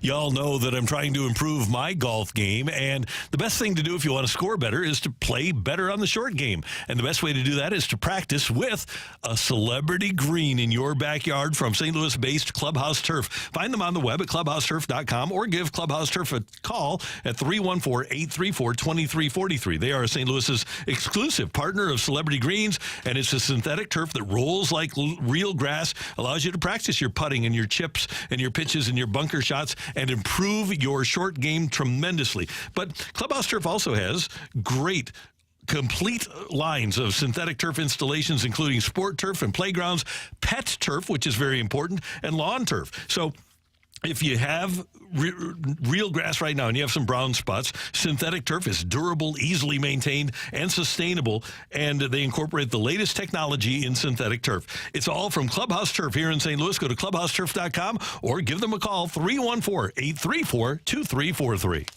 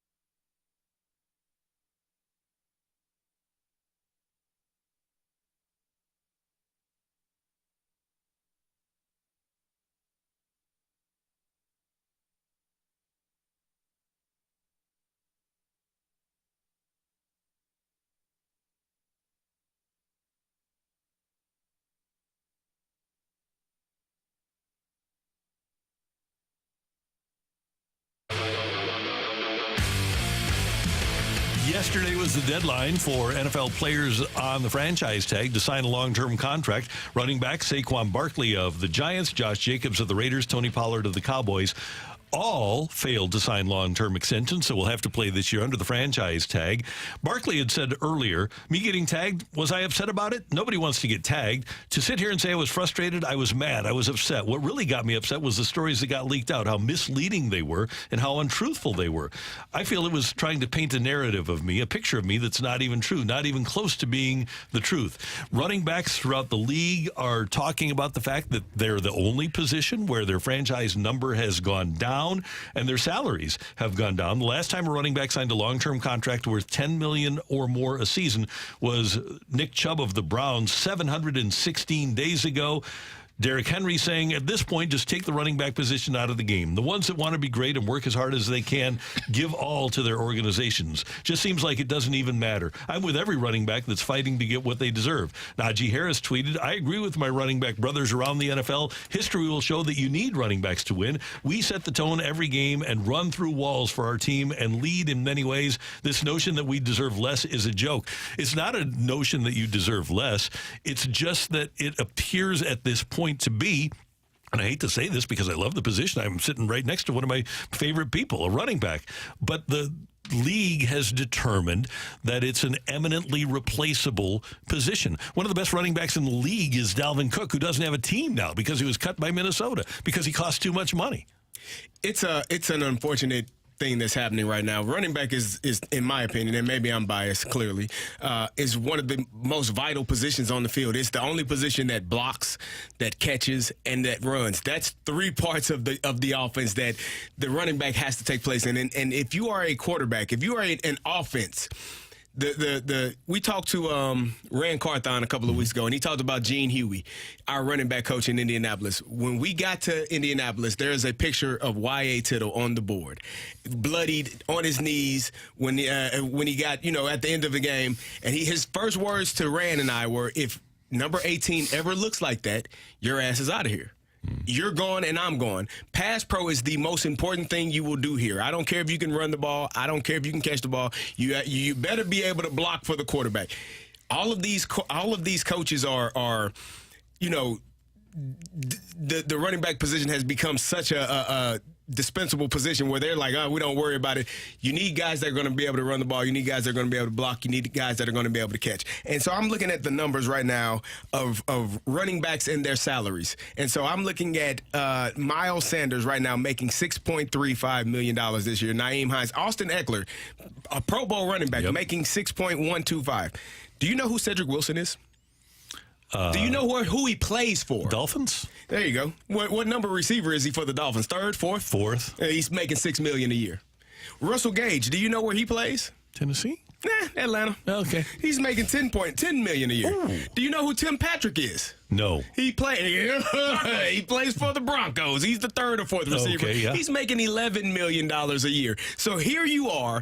Guys, you don't even know their names. You couldn't pick them out of it. No one is picking them on their fantasy board. No one is drafting them first, second, third round. These are guys that are not as valuable to their own teams, but you guys got guys that are extremely valuable, starting running backs in the NFL that are not making nearly as much money and doing much more work than a guy that is a third or fourth receiver on a team. Yeah, I agree with you. Especially, of course, I'm going to agree with you because I'm a huge fan of Derrick Henry, and I saw the value of what happened when he wasn't around and last your season. history, I mean, whether it was Eddie George or Chris Johnson. Oh, my God. Eddie George. I mean, watching Eddie George was incredible, and then to be able to have Derrick Henry is incredible, too. Do you think that with what we're seeing now, is that they see more of the value in the quarterback and they just think that running back is not even secondary? Or what do you think it is? Because you had in 2020, right, Christian McCaffrey and Derrick Henry were your last two running backs to really get that well-deserved payday for their numbers. And I was going to bring up McCaffrey because look at the way the fortunes of the Niners changed last year once they got him.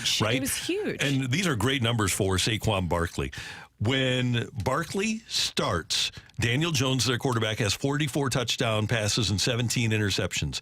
With Barkley not starting, Daniel Jones has 16 touchdowns and 17 interceptions. 44-17 with Barkley in the lineup, 16 and 17 without. And there's multiple things. CD, you mentioned the blocking, but also being able to set up play action and keeping the pass rush off of the quarterback. And we talk about Barkley. Barkley led their team in rushing. He was also tied for their lead in receptions, which means he's adding value in in two facets of the game, both catching and rushing. And so you get a guy like that and you don't want to give him his payday. You got Josh Jacobs, who led the league in rushing. They don't want to give him his payday. The Raiders didn't even pick up his fifth-year option, not expecting him to even have as great of a season as he did. And all he did was go lead the damn league in rushing. So it's unfortunate. You saw Austin Eckler have a spat with the Chargers in the offseason. He wanted to be traded because he's not being valued. And then the thing you saw, Matt Millen tweeted something out yesterday. Matt Miller tweeted out something yesterday. I just lost it. Here it is. He tweeted out steps for a running back. 1, draft a running back. 2, play the running back. If he's good, 3, franchise the running back. And then, number 1, draft a running back. There you go. That's the mindset of the front offices right now. And that is why a guy like Dalvin Cook can be cut because the Vikings thinks, we have Alex Madison here. He's fine. Look how your team. Look how Alexander Madison. He's not Dalvin Cook. No, he's not. He's not. But look how that's the way. There wasn't a better running back in the league. I thought the closest thing to Marshall Faulk since Marshall Faulk was Le'Veon Bell. Yeah. And the Steelers were more than happy to take a hard line stance with him and let him walk. Yeah. And that's, if you're an owner, you want to save money. They're all billionaires, and they're billionaires for a reason. And that's how they're doing it, is because they're devaluing even people that are important.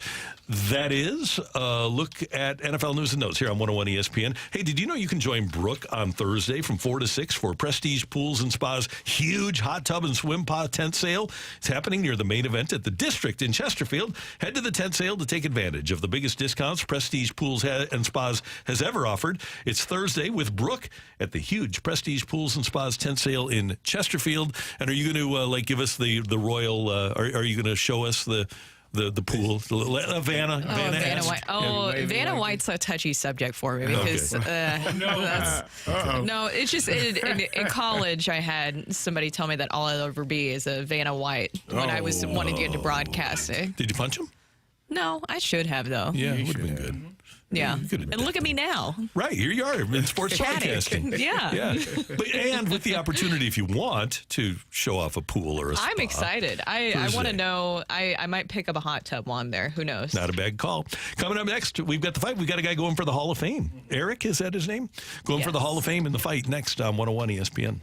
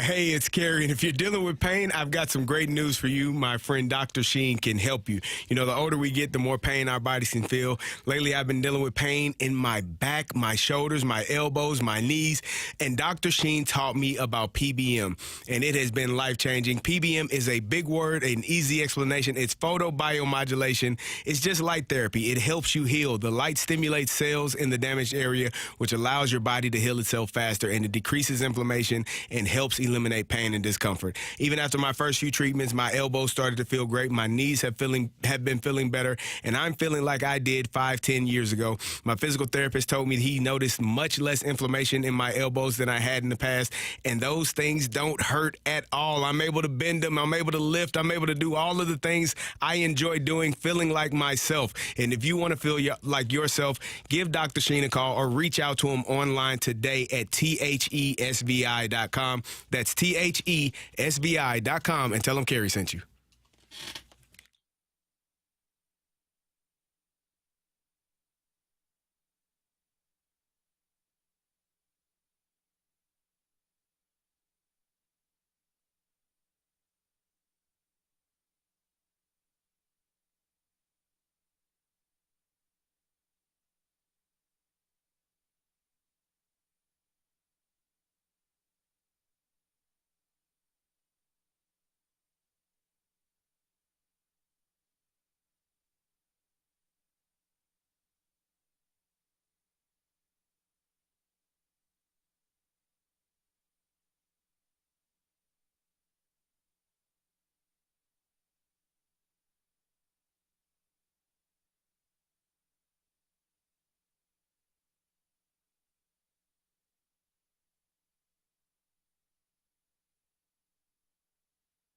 This is Rocky with your Sports Center update, brought to you by Saliga Heating and Cooling. The Cardinals yesterday start their series against the Miami Marlins with a win 6-4. Mikolas getting a start start on technically short rest after 3 innings on Friday. Goes for 6 innings, 7 hits, 3 earned runs, 3 strikeouts, but does allow 2 home runs in his start. Cardinals back in action for a 6:45 start today against the Marlins in Game 2. It's going to be Edward Cabrera, the righty, facing off against the lefty for the Cardinals, Jordan Montgomery. That is your Sports Center update brought to you by Saliga Heating and Cooling, an independent American Standard heating and air conditioning dealer.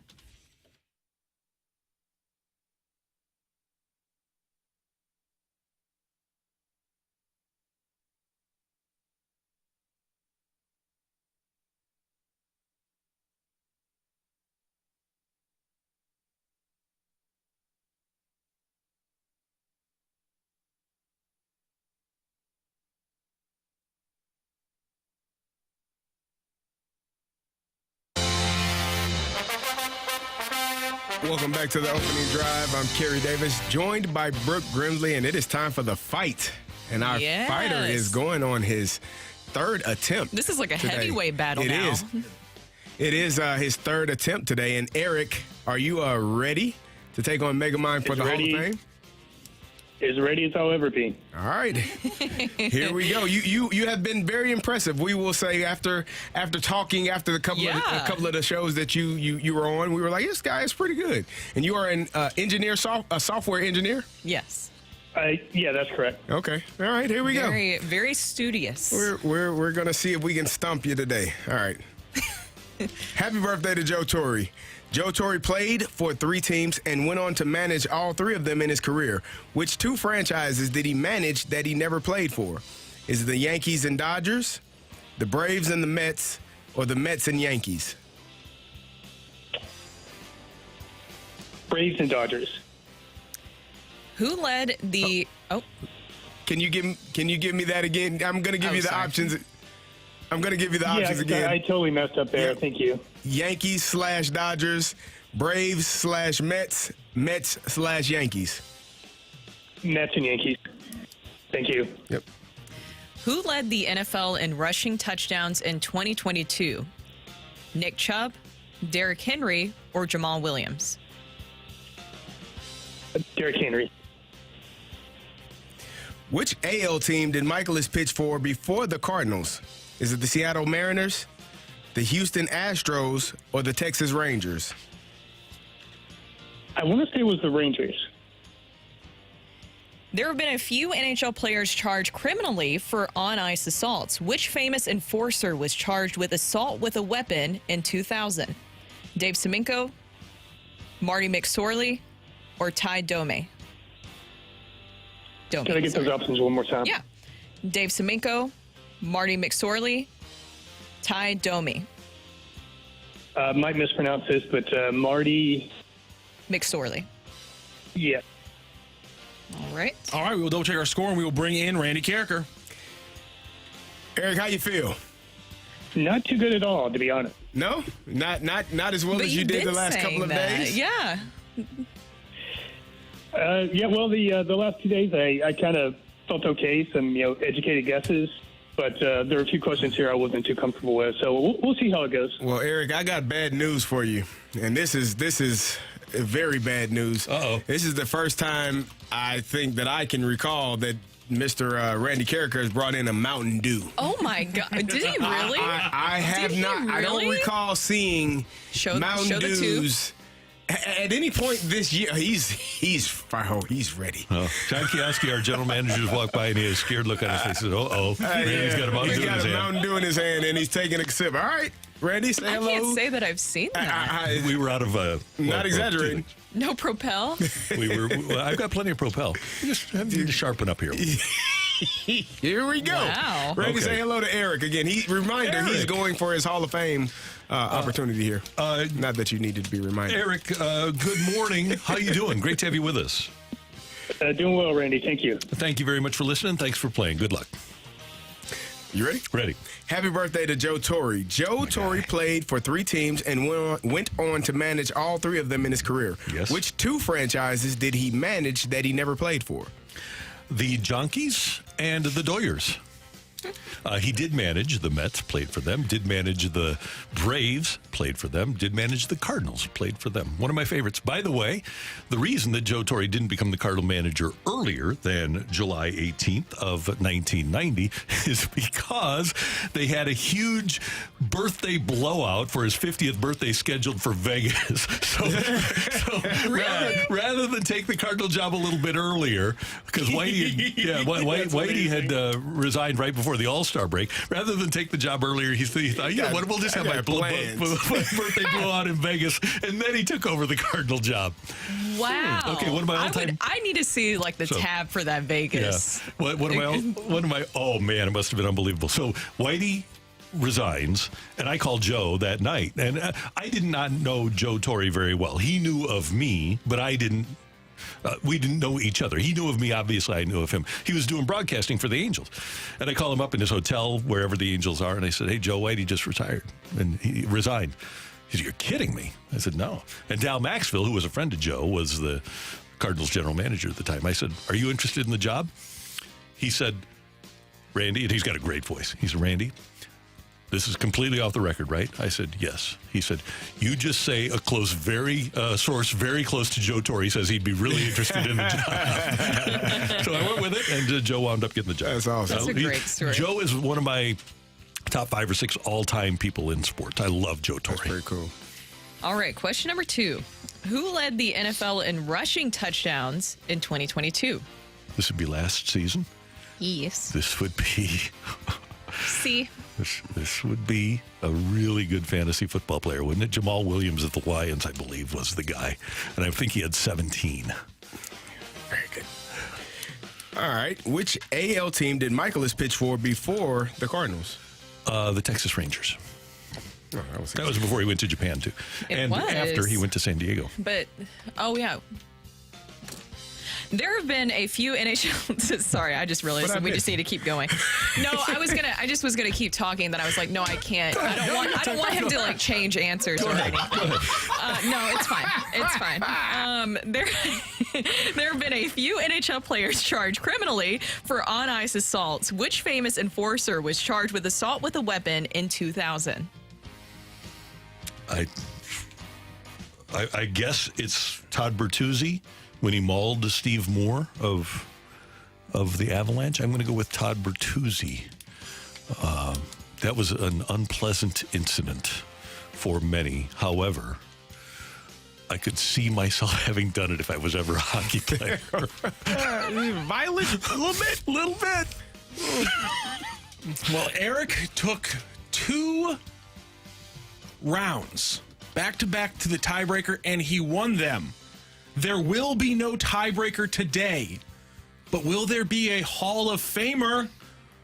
Did Eric take down Megamind 2 out of the 3 times, or did Megamind go full Todd Bertuzzi on this one? Ring that bell! The winner and still champion of the fight, Randy Carricker. The fight is presented by Golf Discount of St. Louis, with the most experienced club fitters in town. Why shop anywhere else? Just win, baby. You ain't first, you're last. I'm so sorry, Eric. Randy took you down 3-2 in today's fight. That's okay. It was a lot of fun. Very close, very well done. Again, your performance yesterday, we got all 4 right, and then we're 3 off on a very odd tiebreaker. That was very impressive, Eric. But let's go through those answers today. Randy. He did do a good job. Happy birthday to Joe Torre, who started managing the Cardinals on what is the exact date again, Randy? It was... his birthday, right after, so it was the 19th, July 19th. Yeah. Joe Torre played for 3 teams and went on to manage all 3 of them. Those were the Cardinals, the Braves, and the Mets. He then went on to manage also the Yankees and the Dodgers. Who led the NFL in rushing touchdowns in 2022? It was, in fact, Jamal Williams with 17. Which AL team did Mikolas pitch for before the Cardinals? Texas Rangers. Of course, everyone knows the Lizard story from his San Diego Padres. And that's what I was about to say it. And then I felt it. I knew you were going to say it. And then I was like, if you saw on YouTube, you could go back and see it. I just like literally like my brain was like, like configuring it, because I knew that people would text me like, you're giving away the answer. You're gonna make him change it. I knew it was coming, so I quit talking. And then this final one, Randy, you weren't off just by a couple years. There have been a few NHL players charged criminally for on-ice assaults. Which famous enforcer was charged with assault with a weapon in 2000? Todd Bertuzzi went after Steve Moore in 2004. It was actually when Marty McSorley took his stick and put it up beside Donald Brashear's head. Oh, and Brashear deserved it. Gave him a grade 3 concussion, and he was later charged with assault with a weapon. He was on probation for 18 months and fined a considerable amount. He was, of course, going after Brashear after Brashear beat him in a fight and then kind of stood over him and wiped his hands. McSorley on the back end of his career. He was not too happy about that, and he went after Brashear and made it well known. So Randy Carricker today gets a 3-2 win in the fight. Eric, thank you so much for joining the fight and joining the show over the last 3 shows. Yeah, thank you guys. Thank you. Win, win, win, win. Don't stop believing. All I do is win, win, win, no matter what. Feeling hot, hot, hot. Feeling hot, hot, hot. I'm kind of a big deal. So humble. So humble right now. Well, but Eric was fantastic. because I go home and Work. that's what. I looked up a couple of those hits, the Marty McSorley one and the Bertuzzi one. Those are pretty good. Hey, Bill. Get over it. I cannot. You got any more left in the tank? Oh, does he? Got plenty. Guess what day it is? Hey, buddy, we're here. Surely you can't be serious. I am serious. And don't call me Shirley. Over the pool. In the air, left field, and Pools has given St. Louis the lead. You'll have a glass of scotch and chill out a little bit. Yeah, we got a lot of stuff. I cannot. I love the Shirley quote. Is that from Airplane? Yep. I love. The Cardinals win. We are back, baby. We are back. We are back. I wish I knew how to quit you. There we go. Oh, wow. Chip, I'm all jacked up on Mountain Dew. There we go. That's the perfect one. By the way, That's the one. Yeah. There you go, with your Mountain Dew bottle over there. if you want to participate tomorrow, Get your popcorn ready. there we go. Okay, that's enough of that frivolity. Okay, here's what we got coming up next on 101 ESPN. We've got a bird watch for you. That's the Cardinals won last night. We're getting away from bird droppings. We've won 5 of 7. We're back to we. Look at us. Yeah. Look at us. So, by the way, because of what Eric had accomplished over the course of the last couple of days, one against Carrie, one against me, I had actually gotten a new pad of paper for 4 tiebreakers. Oh, my gosh. Yeah. Didn't have to use it today, though. So the bird watch is coming up. Mike Claiborne's going to join us. We want your mic drops, too, on this whole Cardinal dilemma. It's not a dilemma. It's not a kerfuffle. Okay. It's not a brouhaha. It's a disaster. It's a blank show. Yeah, it is. So anyway, we'll do those at 9 o'clock. But the bird watch is next on 101 ESPN.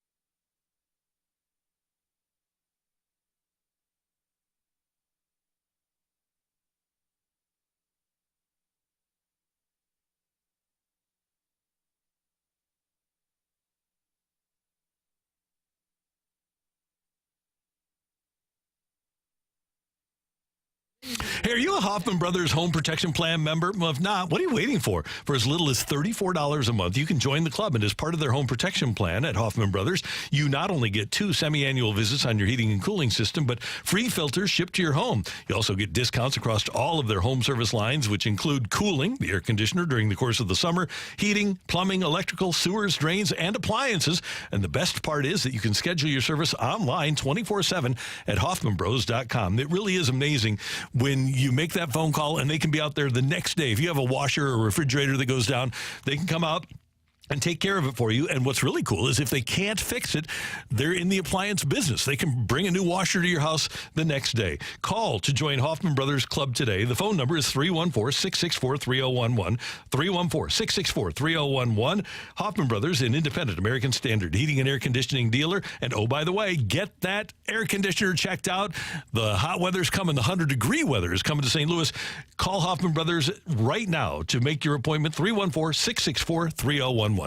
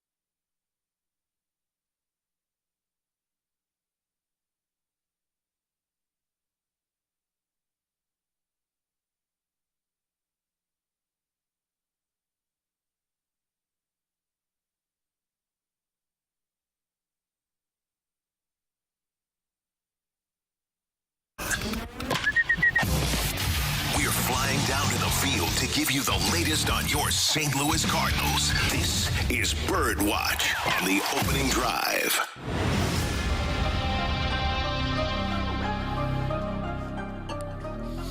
It is time for the Bird Watch here on 101 ESPN, and that means we get little chirping noises from Cardinals. All right, Brooke Grimsley, what do you got? Cardinals fan. Cardinals fan? Oh. So my Bird Watch is actually Tyler O'Neill watch. We are officially on Tyler O'Neill return watch. What was he out for, Brooke? Do you know what he was? I think he had a back injury. How long did he have that? Yeah, it was about a week back. Oh, my God. We already did it. What was it, 2-3 times today? Yep. Never gets old either. Gosh. You guys are right. It's been more than just a week back. It's been several weeks that he's been gone. Several weeks. So the Cardinals are expected to make a roster move before today's game. So it'll be interesting to see. That's what we were discussing during the break is what moves do you think that they will make when Tyler O'Neill returns, because he's expected to return tonight. He hasn't appeared in a game since May 5th. That's where I was talking about, where we haven't seen him in a very, very long time. It's been a slow progression back. He went 6 of 26 in 8 games on a rehab assignment for Memphis with 1 extra base hit and a double. But he did tell reporters yesterday that he feels like he's in a really good mindset and feels good physically right now. Well, Brooke, we've got a convenient move for you here because we have a bullpen guy that's pitched in 2 games, has a record of 0-1 with an earned run average of 27 and a whip of 6. That's walks and hits per innings pitched of 6. That's 6 base runners per inning on the average. Oh, okay. The young man's name is Kyle Leahy, and I really like him. Looks like a swell fella. He's from Boulder, Colorado. That's where Mozeliak's from, right? Exactly. So that might give him a little hometown discount. But I'm thinking that Kyle Leahy would be a great guy to place on waivers with the purpose of bringing him back as somebody you could outright to Memphis, because I can't imagine that there's going to be many teams out there that are going to say, you know what, Kyle Leahy, 25 years old, earned run average of 27. We're going to pick that guy up and put him on our major league roster. So I would say Kyle Leahy would be the guy. The other possibility might be, and by the way, James Nail, who always seems to be their 27th guy for a doubleheader. Got to have him. He's the journeyman this year. He kind of is. The other one I would think that could be a possibility would, I don't know how bad Woodford's injury is, but there might be another guy that you could put on the 60-day DL. Yeah. So, but my guess my move would be, if I were in charge, Kyle Leahy, number 64. I honestly forgot he was around. I know he just got here. Well, I already Well, that's the other thing. it. You DFA this guy and then give Zach Thompson a chance to pitch. It's only going to be a couple weeks, in my opinion. For Tyler O'Neill. Oh, yeah, that's true. Trade deadline. Yeah, right. They're trying to get his value up, get some interest sparked around the old Major League Baseball community. And that's how they get Trace Barrera back up here, right? 4 catchers. 4 catchers. And now you're speaking. If let's just do it. Let's go Taylor Motter. Let's go, baby. Of what everyone expects us to do. We already are. Wait, real quick. Somebody on the tube. Don't forget to watch us on YouTube, everybody. Somebody on the tube said Tyler O'Neill is like the ex-girlfriend that you keep going back to. It's not a great experience, and everyone knows it won't last. Wow. It's unfortunate. But at least you'll have fun. You'll have some fun for the next few weeks. It'll be toxic and interesting, but you know. And just like your imaginary girlfriend who's from Canada, she doesn't exist. No. Oh. Come on. What did he do to you? I'm just saying, have you seen Tyler O'Neill in physical form in the last month? Oh, man. I didn't think so. No, you're talking about. Did you watch that documentary? By I the way, didn't. But Matt Tateo hasn't done anything to anyone in a while. it's actually really sad. That was a joke. It wasn't after Manti. It was a general. I gave the Linnea Kekula reference. Joke. Randy jumped on that one. She was from. I don't think she was from Canada. Oh, she was from nowhere. She didn't exist.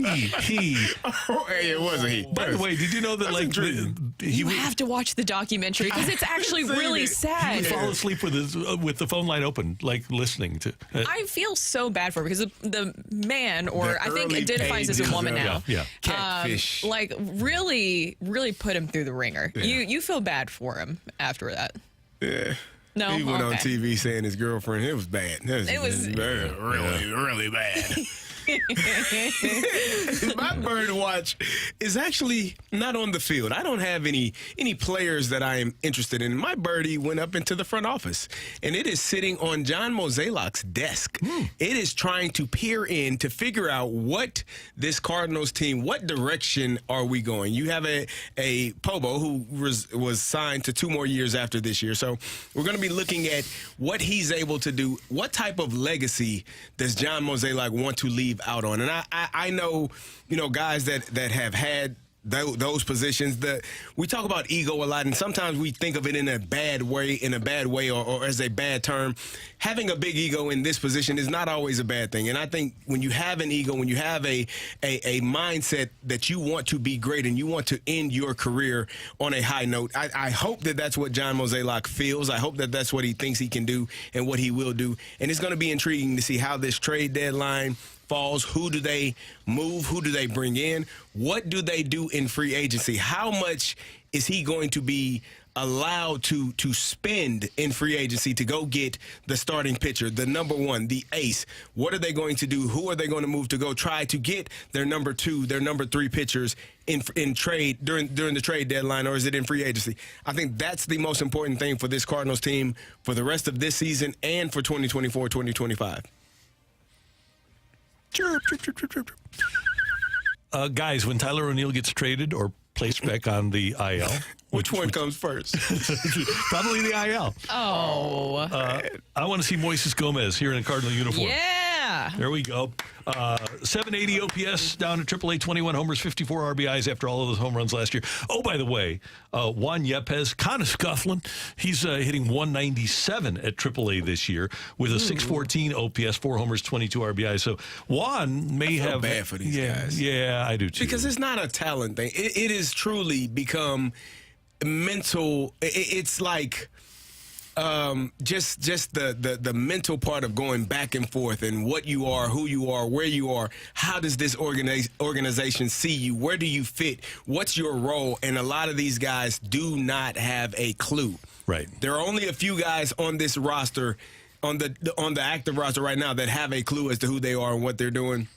And those guys going down back and forth to Memphis are like, what the hell is this? Yeah. So it might be better for Moises Gomez to get the at-bats down at Memphis. But I just want to see him here. He's only 24 years old, hits a bunch of bombs. Now, He's only 24. He's like isn't that amazing? massive. Yeah. He's a guy that we should see. So when Tyler O'Neill gets hurt or gets traded, I want to see Moises here. Yeah. He's not as massive as Tyler. He's taller. Moises is bigger. Tyler's, here's the thing. Tyler's very compact. Yeah.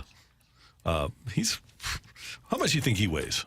Tyler O'Neill? Yeah, and it's all muscle, by the way. 198, 195. Really? Yeah. Okay, 205. He is listed I'll say 210. at 200. He's listed at 5'11 and 200. 198. And Gomez is listed at 5'11 and 200. Really? Why did he looks bigger in photos. That I have. I can look at a person and I mean, just from football, he's about 5'11", 188. Look at Baker's massive. So, like, do you ever sit in an airport and say, okay, like 5'6", 300? It doesn't work that way. Okay. you gotta be the football. Yeah. 5'6", 300. Okay, what position is Moises Gomez playing? Look, show him the picture because he's bigger than what his numbers He looks like he's about 225, 230. What position? In football? Yeah. Running back, linebacker. Okay. Yep. I know a person that used to just go sit on park benches and guess people's weights. That doesn't sound normal. I don't know. It's kind of funny. Okay. I got a kick out of it. That's the Birdwatch here on 101 ESPN. Coming up, we want some of your mic drops talking about this Cardinals situation. We'll call it a situation. I'm not going to go so far as to, okay, it's a disaster. But if you'd like to weigh in on it with your mic drops and your texts, and that text number, if you don't have it saved in your phone, is 314-399-9646, 314-399-YO-HO. We want to hear from you about the Cardinals next on 101 ESPN.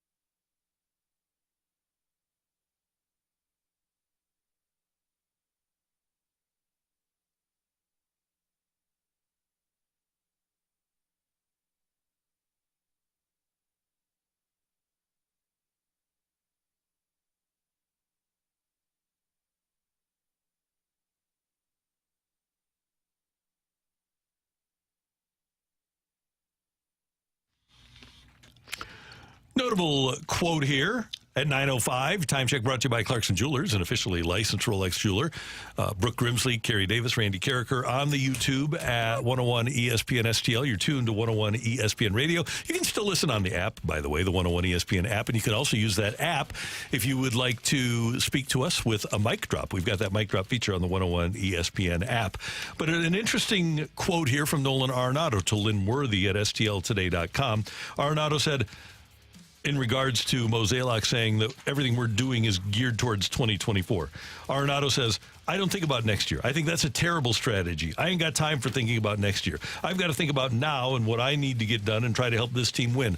I like the compartmentalization of a player like that is living day to day and is worried about today and being the best that he can be today. It's management's job to worry about next year and the year after and 5 years down the road. Players' jobs is to get better today. So I really do admire Nolan Arenado for not tanking the rest of the season and wanting to be the best player that he can be. Well, and I hope that he wouldn't, right? Like, that would be kind of crazy if he was like, yeah, we're just going to go ahead and he's got his money. He could shut her down. But he's super competitive. Right. And I like seeing that fieriness from him. We talk about that you wonder if that's missing in the clubhouse. I wonder if he's doing that same thing, not just to reporters, but in the clubhouse as well, because that's something that would get me fired up to have somebody speaking in that way, because I get it. There's no way that you're just going to tank the rest of the season. And I'm sure what I would love to know what those conversations were like that management and the front office had with the players. I would love to know what that was like, because the players, though, they're fully aware of the situation they're in. I know that you hope that maybe you can go on a nice, long win streak. 17-game winning streak? I don't know. I don't know if... I don't know. Yeah, not this year. Not this year. Hey, we do appreciate your mic drops. Let's get to Neil, who joins us here on 101 ESPN. I'm concerned that Mo might be missing the boat right now. After Flaherty's fine outing the other night, his stock is never going to be this high again for the Cardinals. He's not coming back next year. We're all pretty certain of that. Now is the time to deal him when the market is high. He should be able to get a fairly accomplished relief pitcher for the back end of the rotation for him at this point in the year.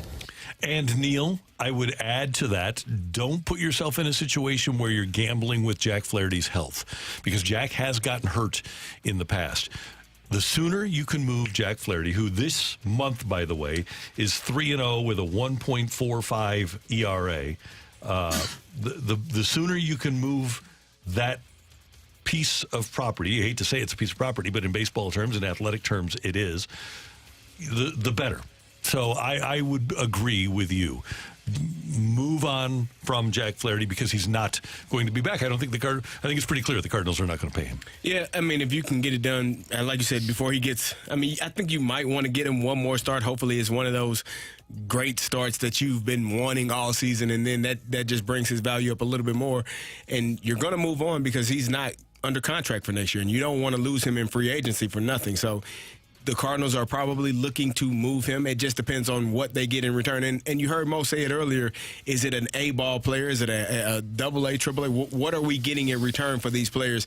I said this all along. I don't think you get major league players in return for, especially if you're looking for pitching. Mm-hmm. They have enough at all of the position players. I don't think you're going to get another pitcher in return for a pitcher, because that's what that team obviously needs, and you need that as well. So you're looking at prospects as opposed to major league ready guys right now. Well, and he kind of touched on that a little bit with the clip that we played earlier about when they're looking and they're rebuilding. They're going to have to acquire during the trade deadline, off season as well, and free agency, and he acknowledged that.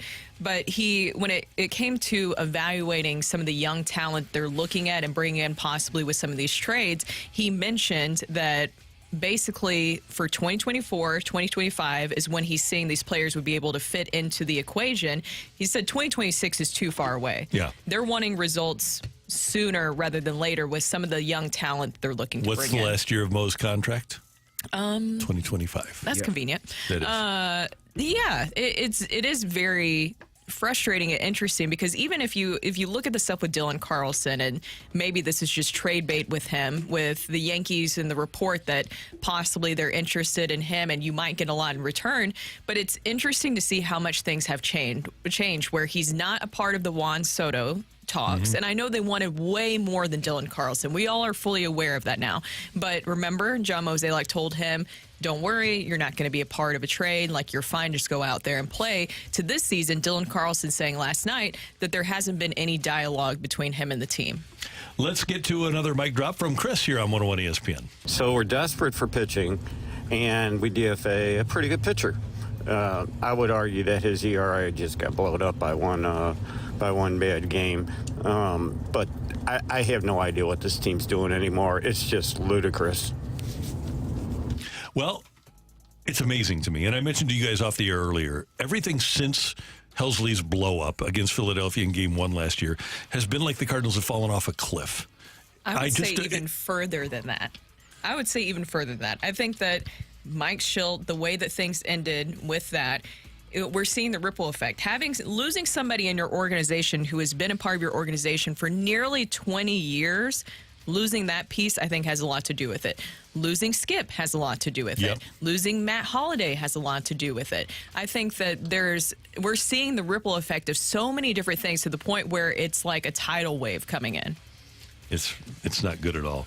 By the way, there have been, I think I know what Chris is talking about, that third of an inning against the Dodgers where Cabrera allowed the 3 earned runs. Yeah. That's probably, and by the way, that day his ERA went from 3.99 to 5.78. So that's a good point. Let's get one more quick one from David here on 101 ESPN. The next couple of weeks simply have to be a showcase for Tyler O'Neill to show teams he's healthy. I cannot envision the Cardinals actually trading Dylan Carlson because we don't have enough players in the minors that are going to contribute over the next 2 years in the outfield that are going to make a difference more so than Dylan Carlson. Now, this won't happen, but one of my favorite lines ever came from Whitey Herzog, who said, patience is a virtue, but patience will also get you fired. Now, it won't here, but how can you still be patient with Tyler O'Neill? How can you be patient with this guy? I'm going to look at it from a different set of lenses and just say that this is his, as who was it, David or Chris just said that this was his his tryout, his opportunity to show that he's healthy and show other organizations that he can play at a high level, because the Cardinals are, by all accounts, done with the Tyler O'Neill experience. I think they've seen enough. They've had enough of it. They know what his potential is. But potential, again, is a dangerous word when people don't show it consistently. And by the way, we should mention that it sure appears, at least to these eyes, that Ollie and Tyler are not on the same page. We saw that in Game 5 of the season. No. It doesn't seem like there should be a good reason for Tyler O'Neill to have a future in St. Louis beyond the next 2 weeks. They weren't on the same page when Tyler O'Neill even went to go play for Team Canada in the World Baseball Classic. And even before that with Ollie and the World Baseball Classic, him going to, remember, they were upset about certain players because they wanted to make sure they got more than just a sample size. Palante. And yeah, Palante as well. They were upset with certain players who went to the World Baseball Classic, Tyler being one of them, Palante. And then you even go further back. Arbitration between Tyler O'Neill and the Cardinals over the past few years has not gone well, and he's been very vocal about that. More opportunities to hear from you coming up at 9:45 here on 101 ESPN. But coming up, Cardinal broadcaster, he's been busy with the play-by-play of late, and of course, he's got the website, ClaibsOnline.com. It's time for our Tuesday visit with Mike Claiborne here on 101 ESPN.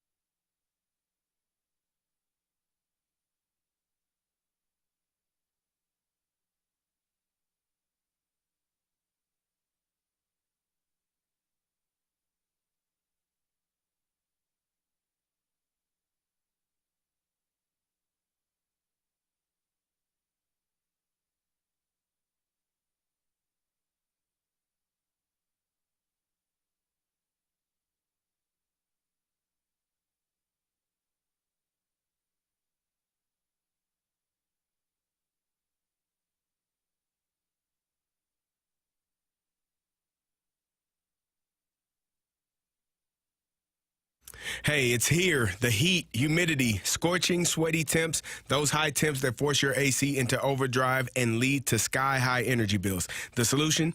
New windows from my friends at Window Nation. Save thousands today with no money down, no payments, and pay no interest for 2 years. Plus, Window Nation will give you 2 free windows with every 2 you buy. Get a pair of Cardinals tickets with the purchase of a house of windows. You should protect and increase the value of your home today. Call 866-90-NATION or go online at windownation.com. Did you know new windows can save you up to 30% on your energy bills? It increases the value of your home by up to $12,000. Look, if you have sticky, drafty, cracked, hard to open or close windows, then you need new windows from Window Nation, and they have installed nearly 2 million windows with a 96% satisfaction rate, making them one of the top window companies in the country. Save thousands today. No money down, no payments, and pay no interest for 2 years. Call them now, 866-90-NATION, or go online at windownation.com and tell them Kerry sent you.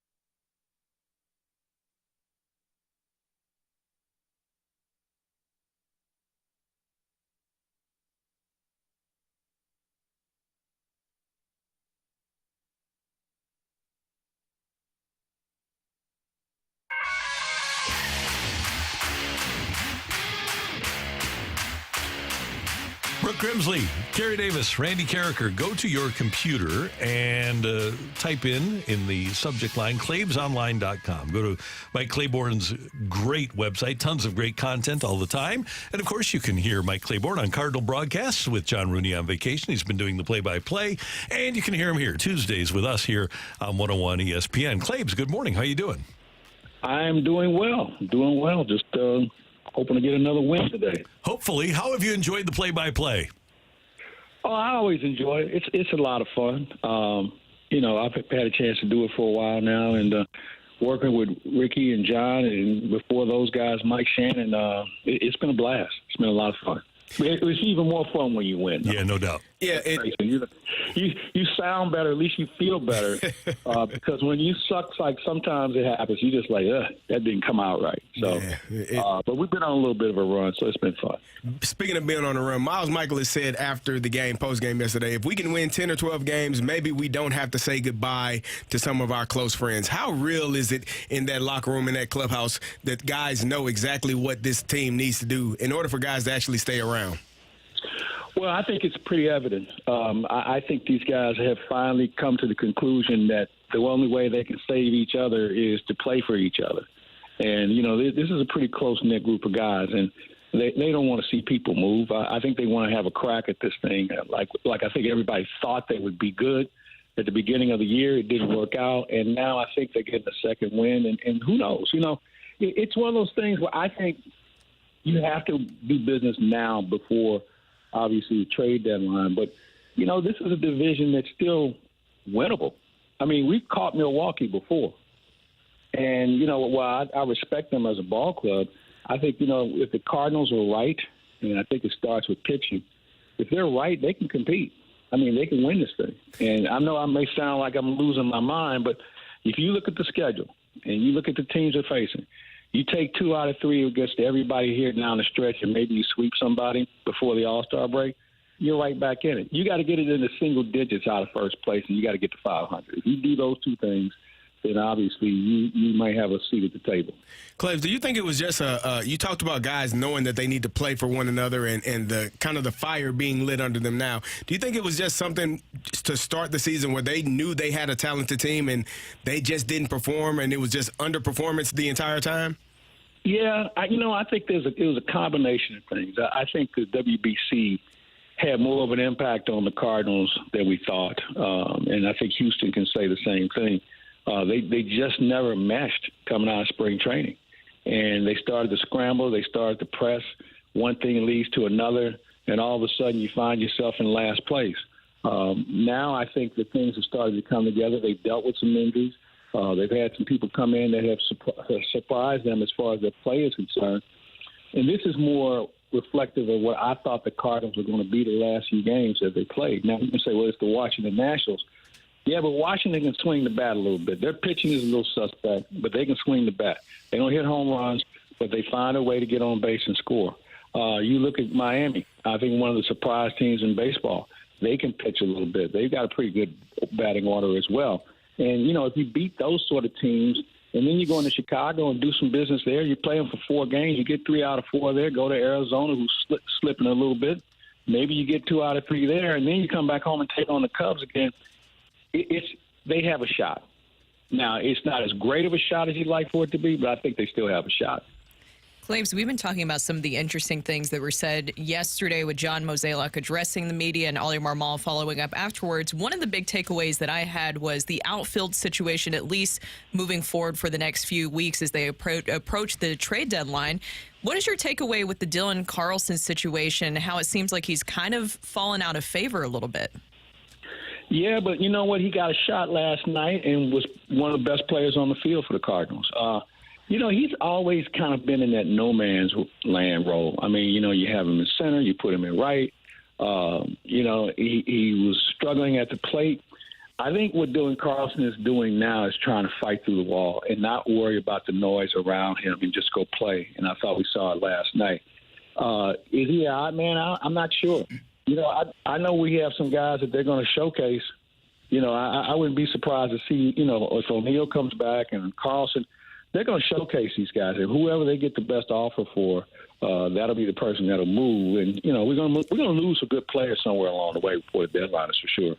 Hey, Mike, and I know there is a difference, but the production is there for Jack Flaherty this month. What's the difference between the 2019 second half Jack Flaherty and the Jack Flaherty that somebody will likely get by the trade deadline?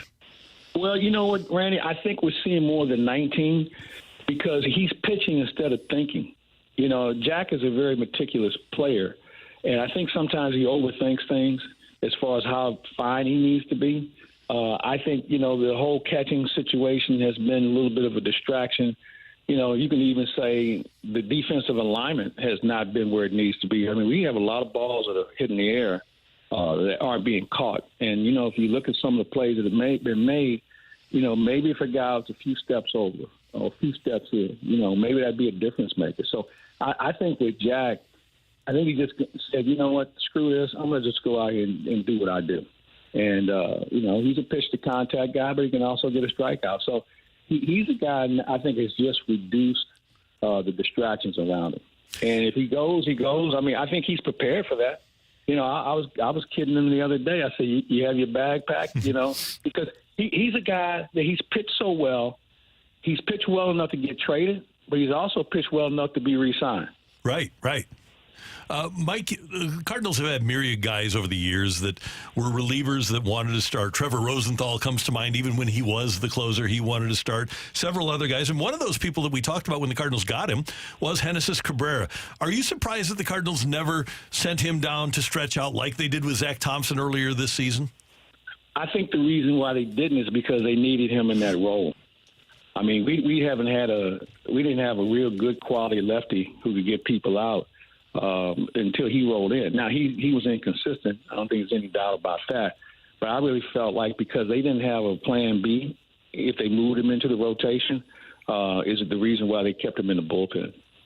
And next year, I mean, with his arm, Cabrera can help somebody out. He's only going to be 27 years old. I would think that he'll wind up on somebody's staff for 2024.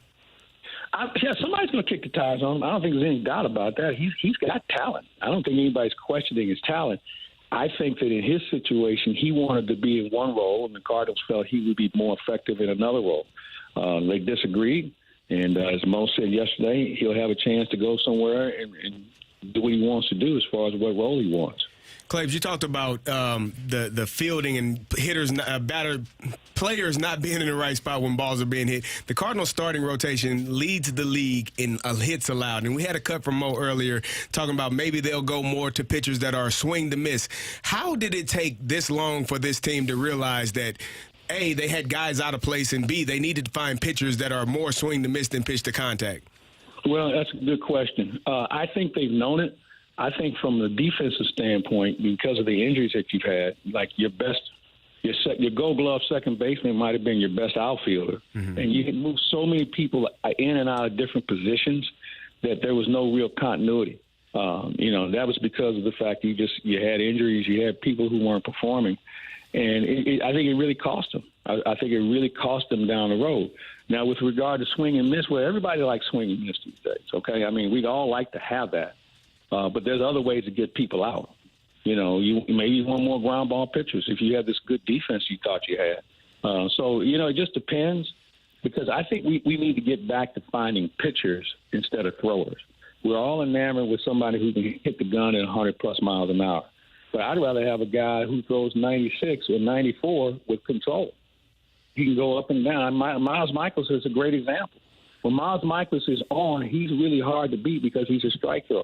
When Jack Flaherty is on, Jack Flaherty doesn't throw 97 miles an hour. Mm-hmm. But he can get you out with a 93-mile-an-hour breaking ball, or he can get you out with a fastball that's moving away from you. So, we've got to get back into that. We have to get guys who can come in and dominate as far as making you miss the bat. Claibs, what do we have right now on Claibs Online? Well, we've got our lunch show with Joe Rogers. We did that yesterday. Dr. Rick and Bob Ramsey have a podcast that's going to drop tomorrow or Thursday. I'll have a walk in the fairway with Nick Ragone on Thursday. We'll also have Good Nightingale, our weekly chat with Bob Nightingale, talking about what's going on around the game of baseball, including the Cardinals. It's a beautiful thing. Love hearing you on the broadcast. Love tuning into Claibs Online. It's always good to hear your voice, sir. We'll dig you cats later. All right. Thanks, Claibs.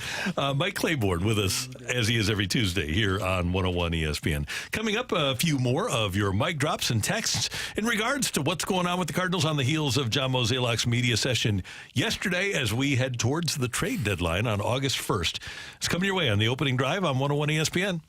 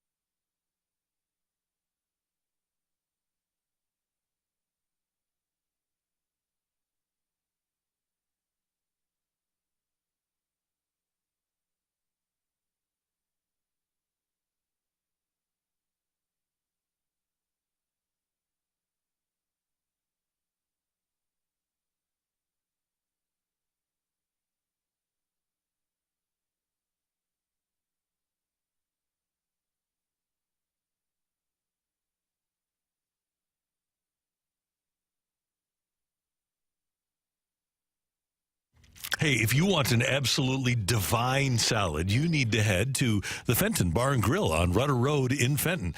You talk about delicious. Their chef salad with ham and smoked turkey and fresh, cool red onions and tomatoes, shredded cheddar cheese and croutons. It is fantastic at the Fenton Bar and Grill. And with the warm weather, what better way to experience a lunch than at the Fenton Bar and Grill with one of those Southwest salads or Caesar salads or the chef salad that I just mentioned. They're yummy, and you will be served by great people. Alicia and Colleen and Megan and Kelly, the whole crew at the Fenton Bar and Grill is fantastic. They'll take care of you. They serve with a smile, and they serve delicious food. And you're always talking sports, the same thing that we're doing here in the opening drive. You're talking sports at the Fenton Bar and Grill. It's a marvelous place, and you will absolutely adore it. All you need to do is go to their website, fentonbarandgrill.com. Little road construction, so just go to the soccer park and drive from there, plug it into your GPS, and get to the Fenton Bar and Grill for lunch or dinner or happy hour. It's a great place to go. And when you do, tell them Randy sent you from 101 ESPN. It's the Fenton Bar and Grill. Learn more at fentonbarandgrill.com.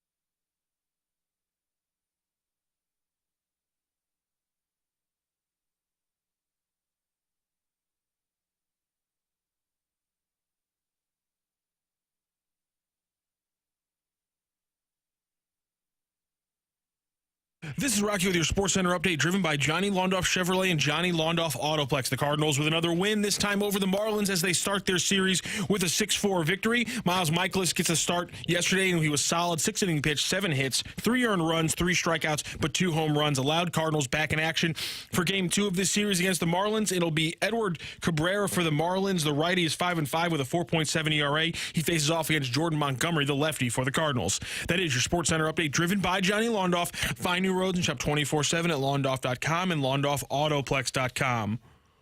Are you kidding me?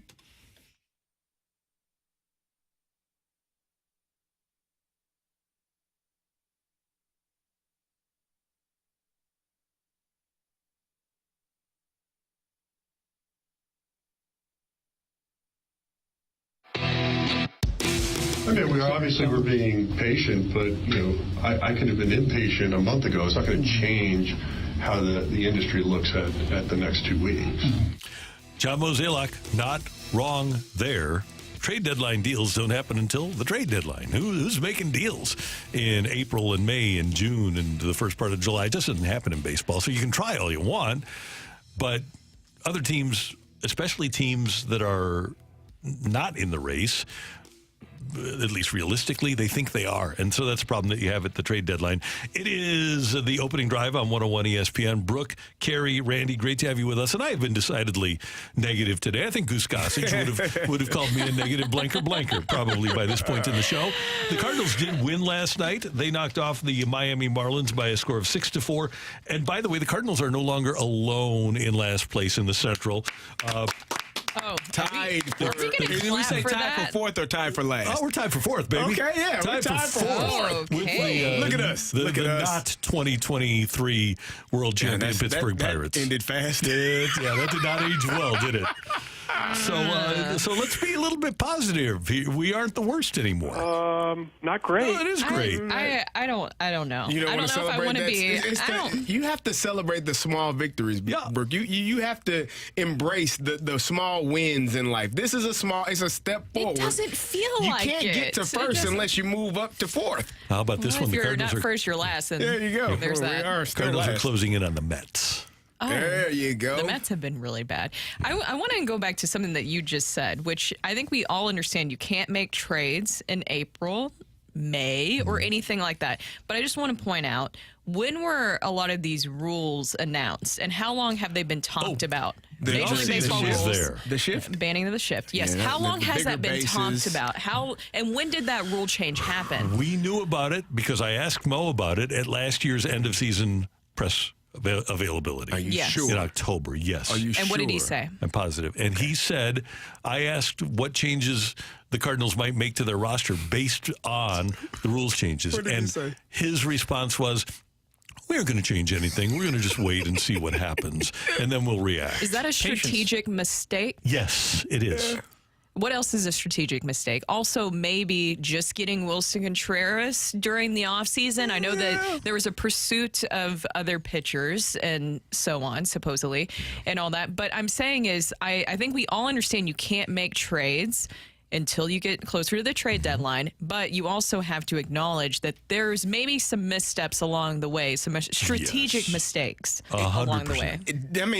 Definitely. If you're leading the league in hits allowed by your starting pitchers, that means you are a pitch-to-contact staff, which is great when you can have three infielders on one side of second base. Yeah.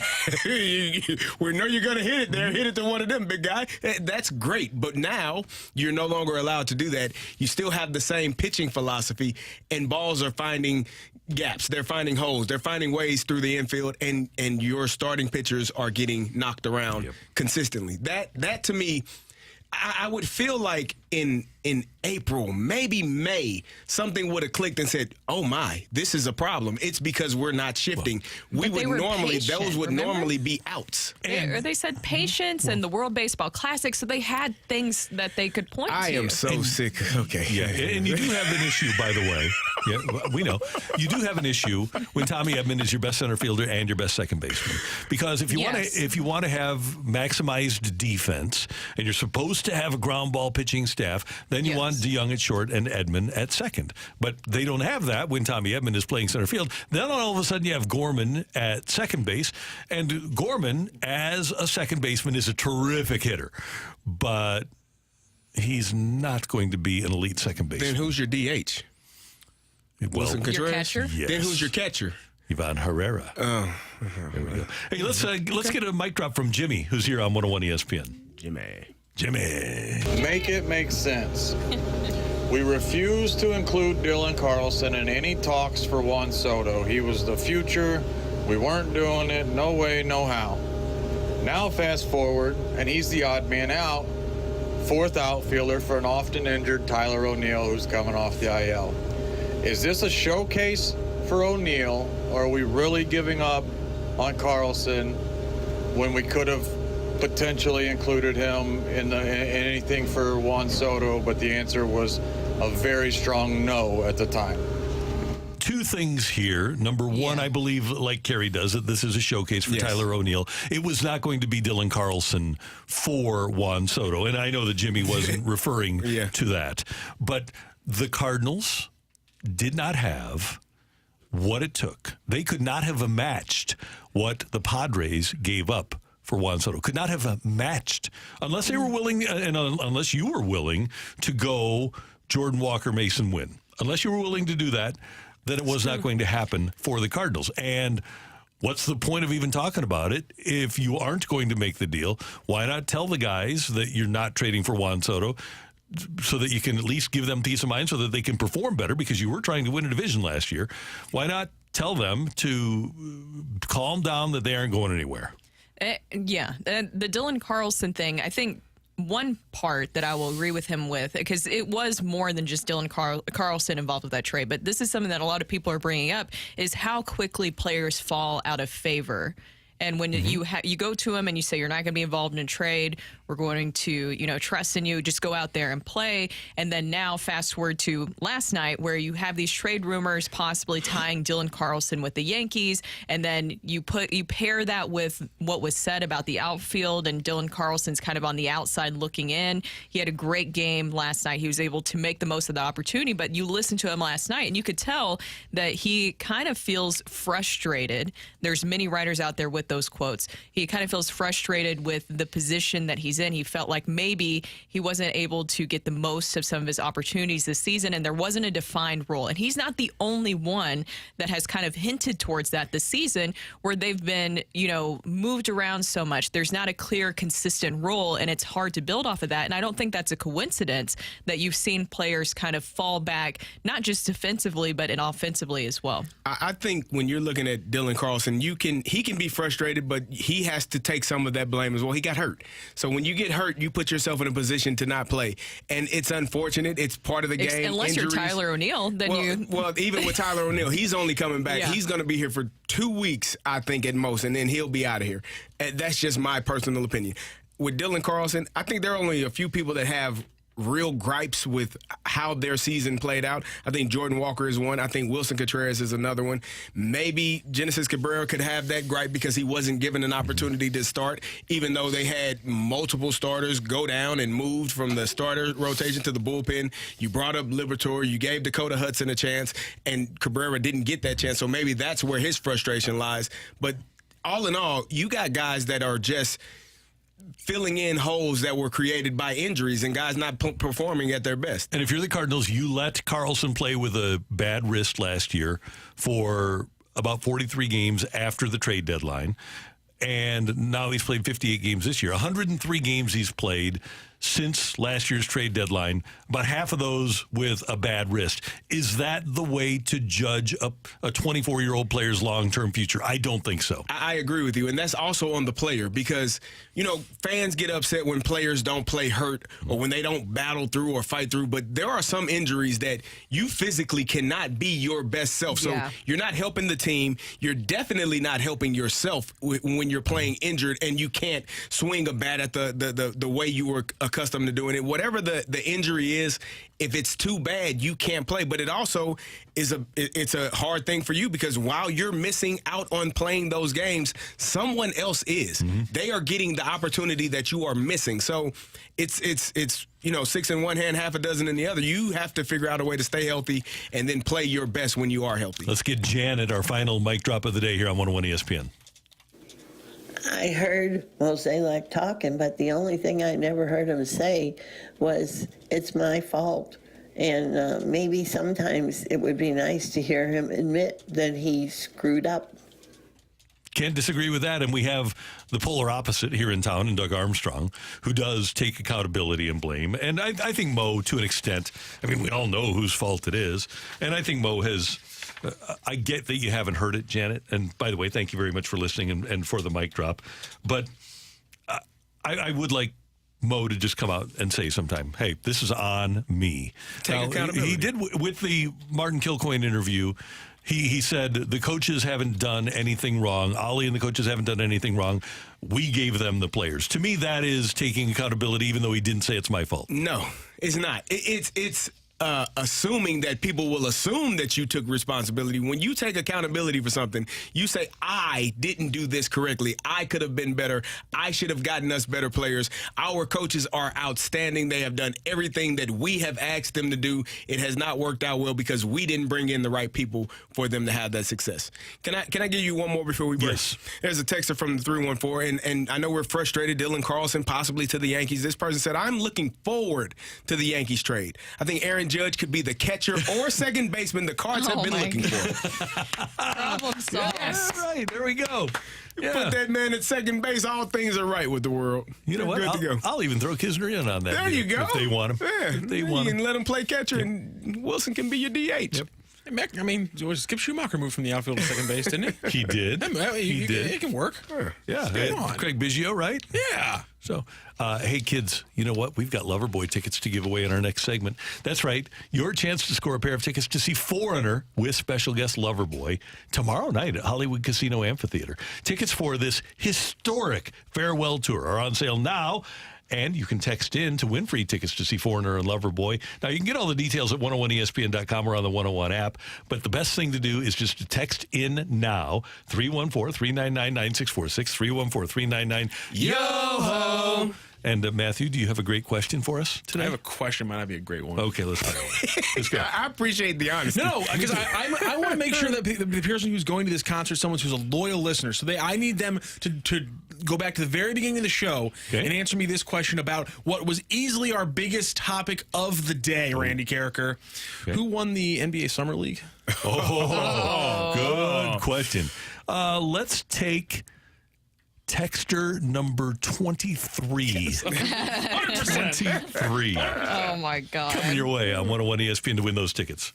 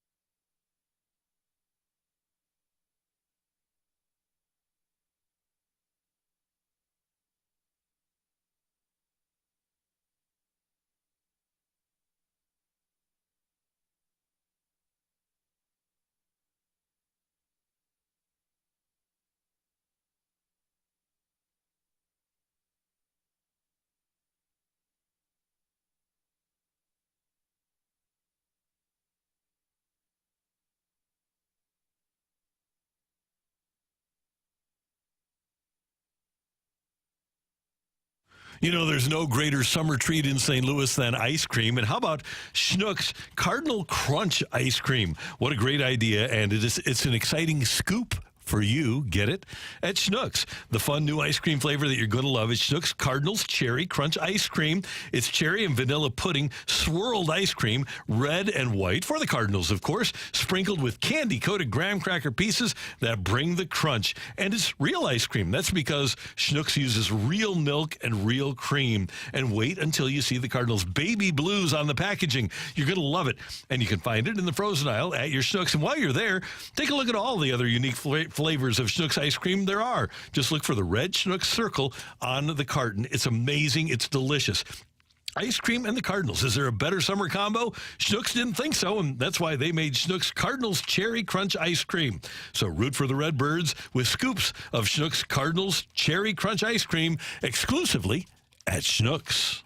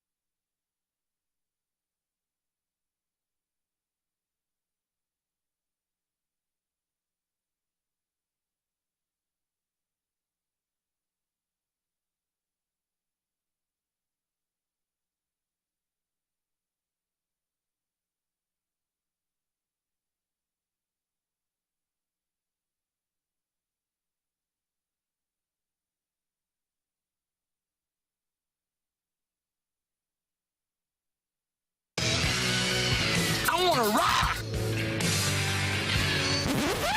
And roll.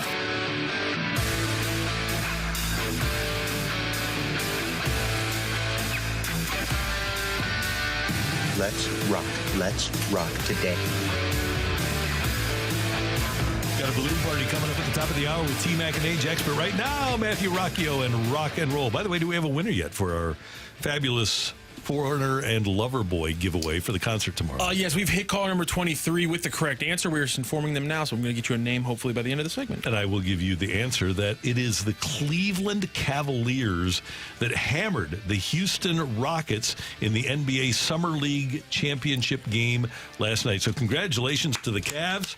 99-78, they knocked off the Houston Rockets. When you said 23, I thought Chicago Bulls. Michael Jordan. No, we were going with the 23 with. Well, he's number 6. Well, here's the thing. He's number 6. Here's the thing, Kerry Davis. Here's the thing. LeBron James is not retiring, and he's wearing 23 next year. Well, he said he was going to retire the 23 because everyone should retire the 23 for Michael Jordan. Well, the league decided, you know what, we're going to retire number 6 instead. Because of Bill Russell, and LeBron has to respect that. And so he switches to 23. It has nothing to do with him getting his name out in front of and on ESPN one more time in the offseason. It has nothing to do with that. Do you think it has something to do with the jersey sales? Wait, what? Well, no, because the NBA has a rule. When you switch numbers, you have to buy back all of the jerseys that still have your number on it. So I don't think they're gonna make LeBron pay millions of dollars to switch his number. He wouldn't do that, Kerry. No, I don't think that. And the NHL, the NBA is gonna stick to all their rules, right? Sure. There's gonna be a lot of 23 jerseys just flying off the rack, huh? Yeah, more sale. I will give him. I would respect it more though if you just told me what it is. Mm-hmm. Don't play with my intelligence. I get it, man. It's a money thing. You're gonna make money off of jersey sales. You're gonna have the top selling jersey because you keep switching your damn number. Mm-hmm. Wasn't he 23 with the Lakers at one point? He was 23 the first year, and then he went to 6 because how many years has he been? How many years he wanted AD to be number 23? No, that was. How many years has he been in LA? This is going on 5. 4 or 5. This is 5. So he's changed numbers 3 different times. Yeah. But then they wouldn't allow AD to wear 23. Oh, excuse me. Sorry. This will be year number 6 in a Lakers uniform. Wow. So every other year he's changed his number. Is that what major commitments? What we come to? Yeah. Yeah, he wore 23 for the first 2 years, and then he wore 6 then he switched for 3 to 6 years. back for AD when AD came over for LeBron James. But didn't AD pick? He wasn't number 3. He picked 3. Yeah, They wouldn't let him wear 23. This is amazing. But I think what happened. No, I think what happened was that second year that LeBron was there when they got AD, they wouldn't allow LeBron to change that quickly. Oh, that's what it was. But now he's been there for a few years, so now you can make. So what do we got here?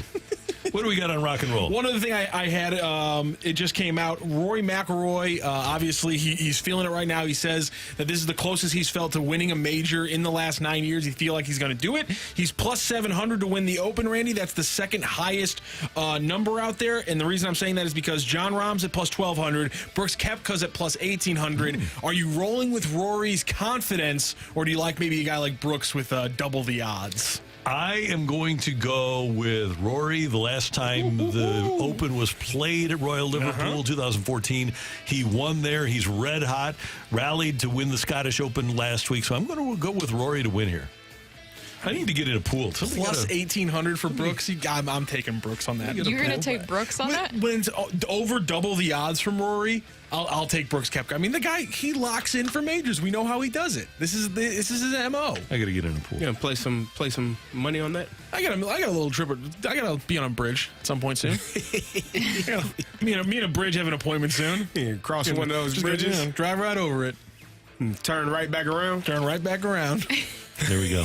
And also, imagine if you could do that in this state. I just want to say so going thank across you the bridge. as well to, I'm going to go with thank you to Shohei Ohtani, because after you bat flip like that, as someone who is a pitcher, the argument's done. The bat flip argument is now done. It's locked away. You can bat flip to your heart's content, because if a pitcher can toss it 30 feet in the air, no reason a hitter can't do it. That's exactly. Thank you, Shohei Ohtani, for completely ending that debate for me. God bless you. That was one of the sweetest bat flips I've ever seen. The man just does not stop doing things that are great for baseball. Bottom line. It would be amazing if he would ever. I know it's never going to happen, but come to St. Louis. Oh my God! I told you guys I would get a tattoo of Shohei Ohtani of him as a unicorn if he came to St. Louis. Oh, well, we definitely need him here then. I will love that. That would be awesome. His face as a unicorn. Wait, that's a good point. Like, how would I construct this tattoo? He's got to be so his face on a unicorn. Yeah, with the like a, what do they call that? That mythical creature. Yeah. A unicorn. No, but I'm saying where it's a human body on like a horse. A centaur. Or no, human head on it. Yes, centaur. Yes. That's what A-Rod had above his bed in his room, a painting of a and he was the head of the horse. You saw that personally? Well, I saw the photo of it. Oh. Yeah. Did you get a little gift basket? Yeah. No, that was Jeter. That was Jeter, yeah. Todd loves him some A-Rod, though. Matthew, great job today. Pleasure. That's our producer, audio engineer, Matthew Rocchio. Brooke, did you have fun today? I did. As long as you're having fun, that's what it's all about. Yes. This is still kind of Brookapalooza, even though your birthday was like 2 weeks ago. It still is. I think we're past it. Oh, we're past it. Somebody else has a birthday. Yeah, birthday. Yeah.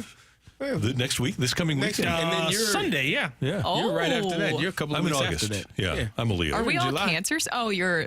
I'm a Leo. I'm technically a Leo. It's the first or second day. Good. Oh. See, Leos. There you go. CD, great job, as always. Hope Bears. Yeah, you do. And, hey, we thank you for tuning in, texting in, and being a part of the show. Heck, and we thank you for watching on the old YouTube channel. By the way, you can find us all the time, all day long at 101 ESPN STL on YouTube. For all of us, we're going to have a balloon party coming up with T-Mac and Ajax. Until tomorrow morning at 7. Have a great day, St. Louis. That's right.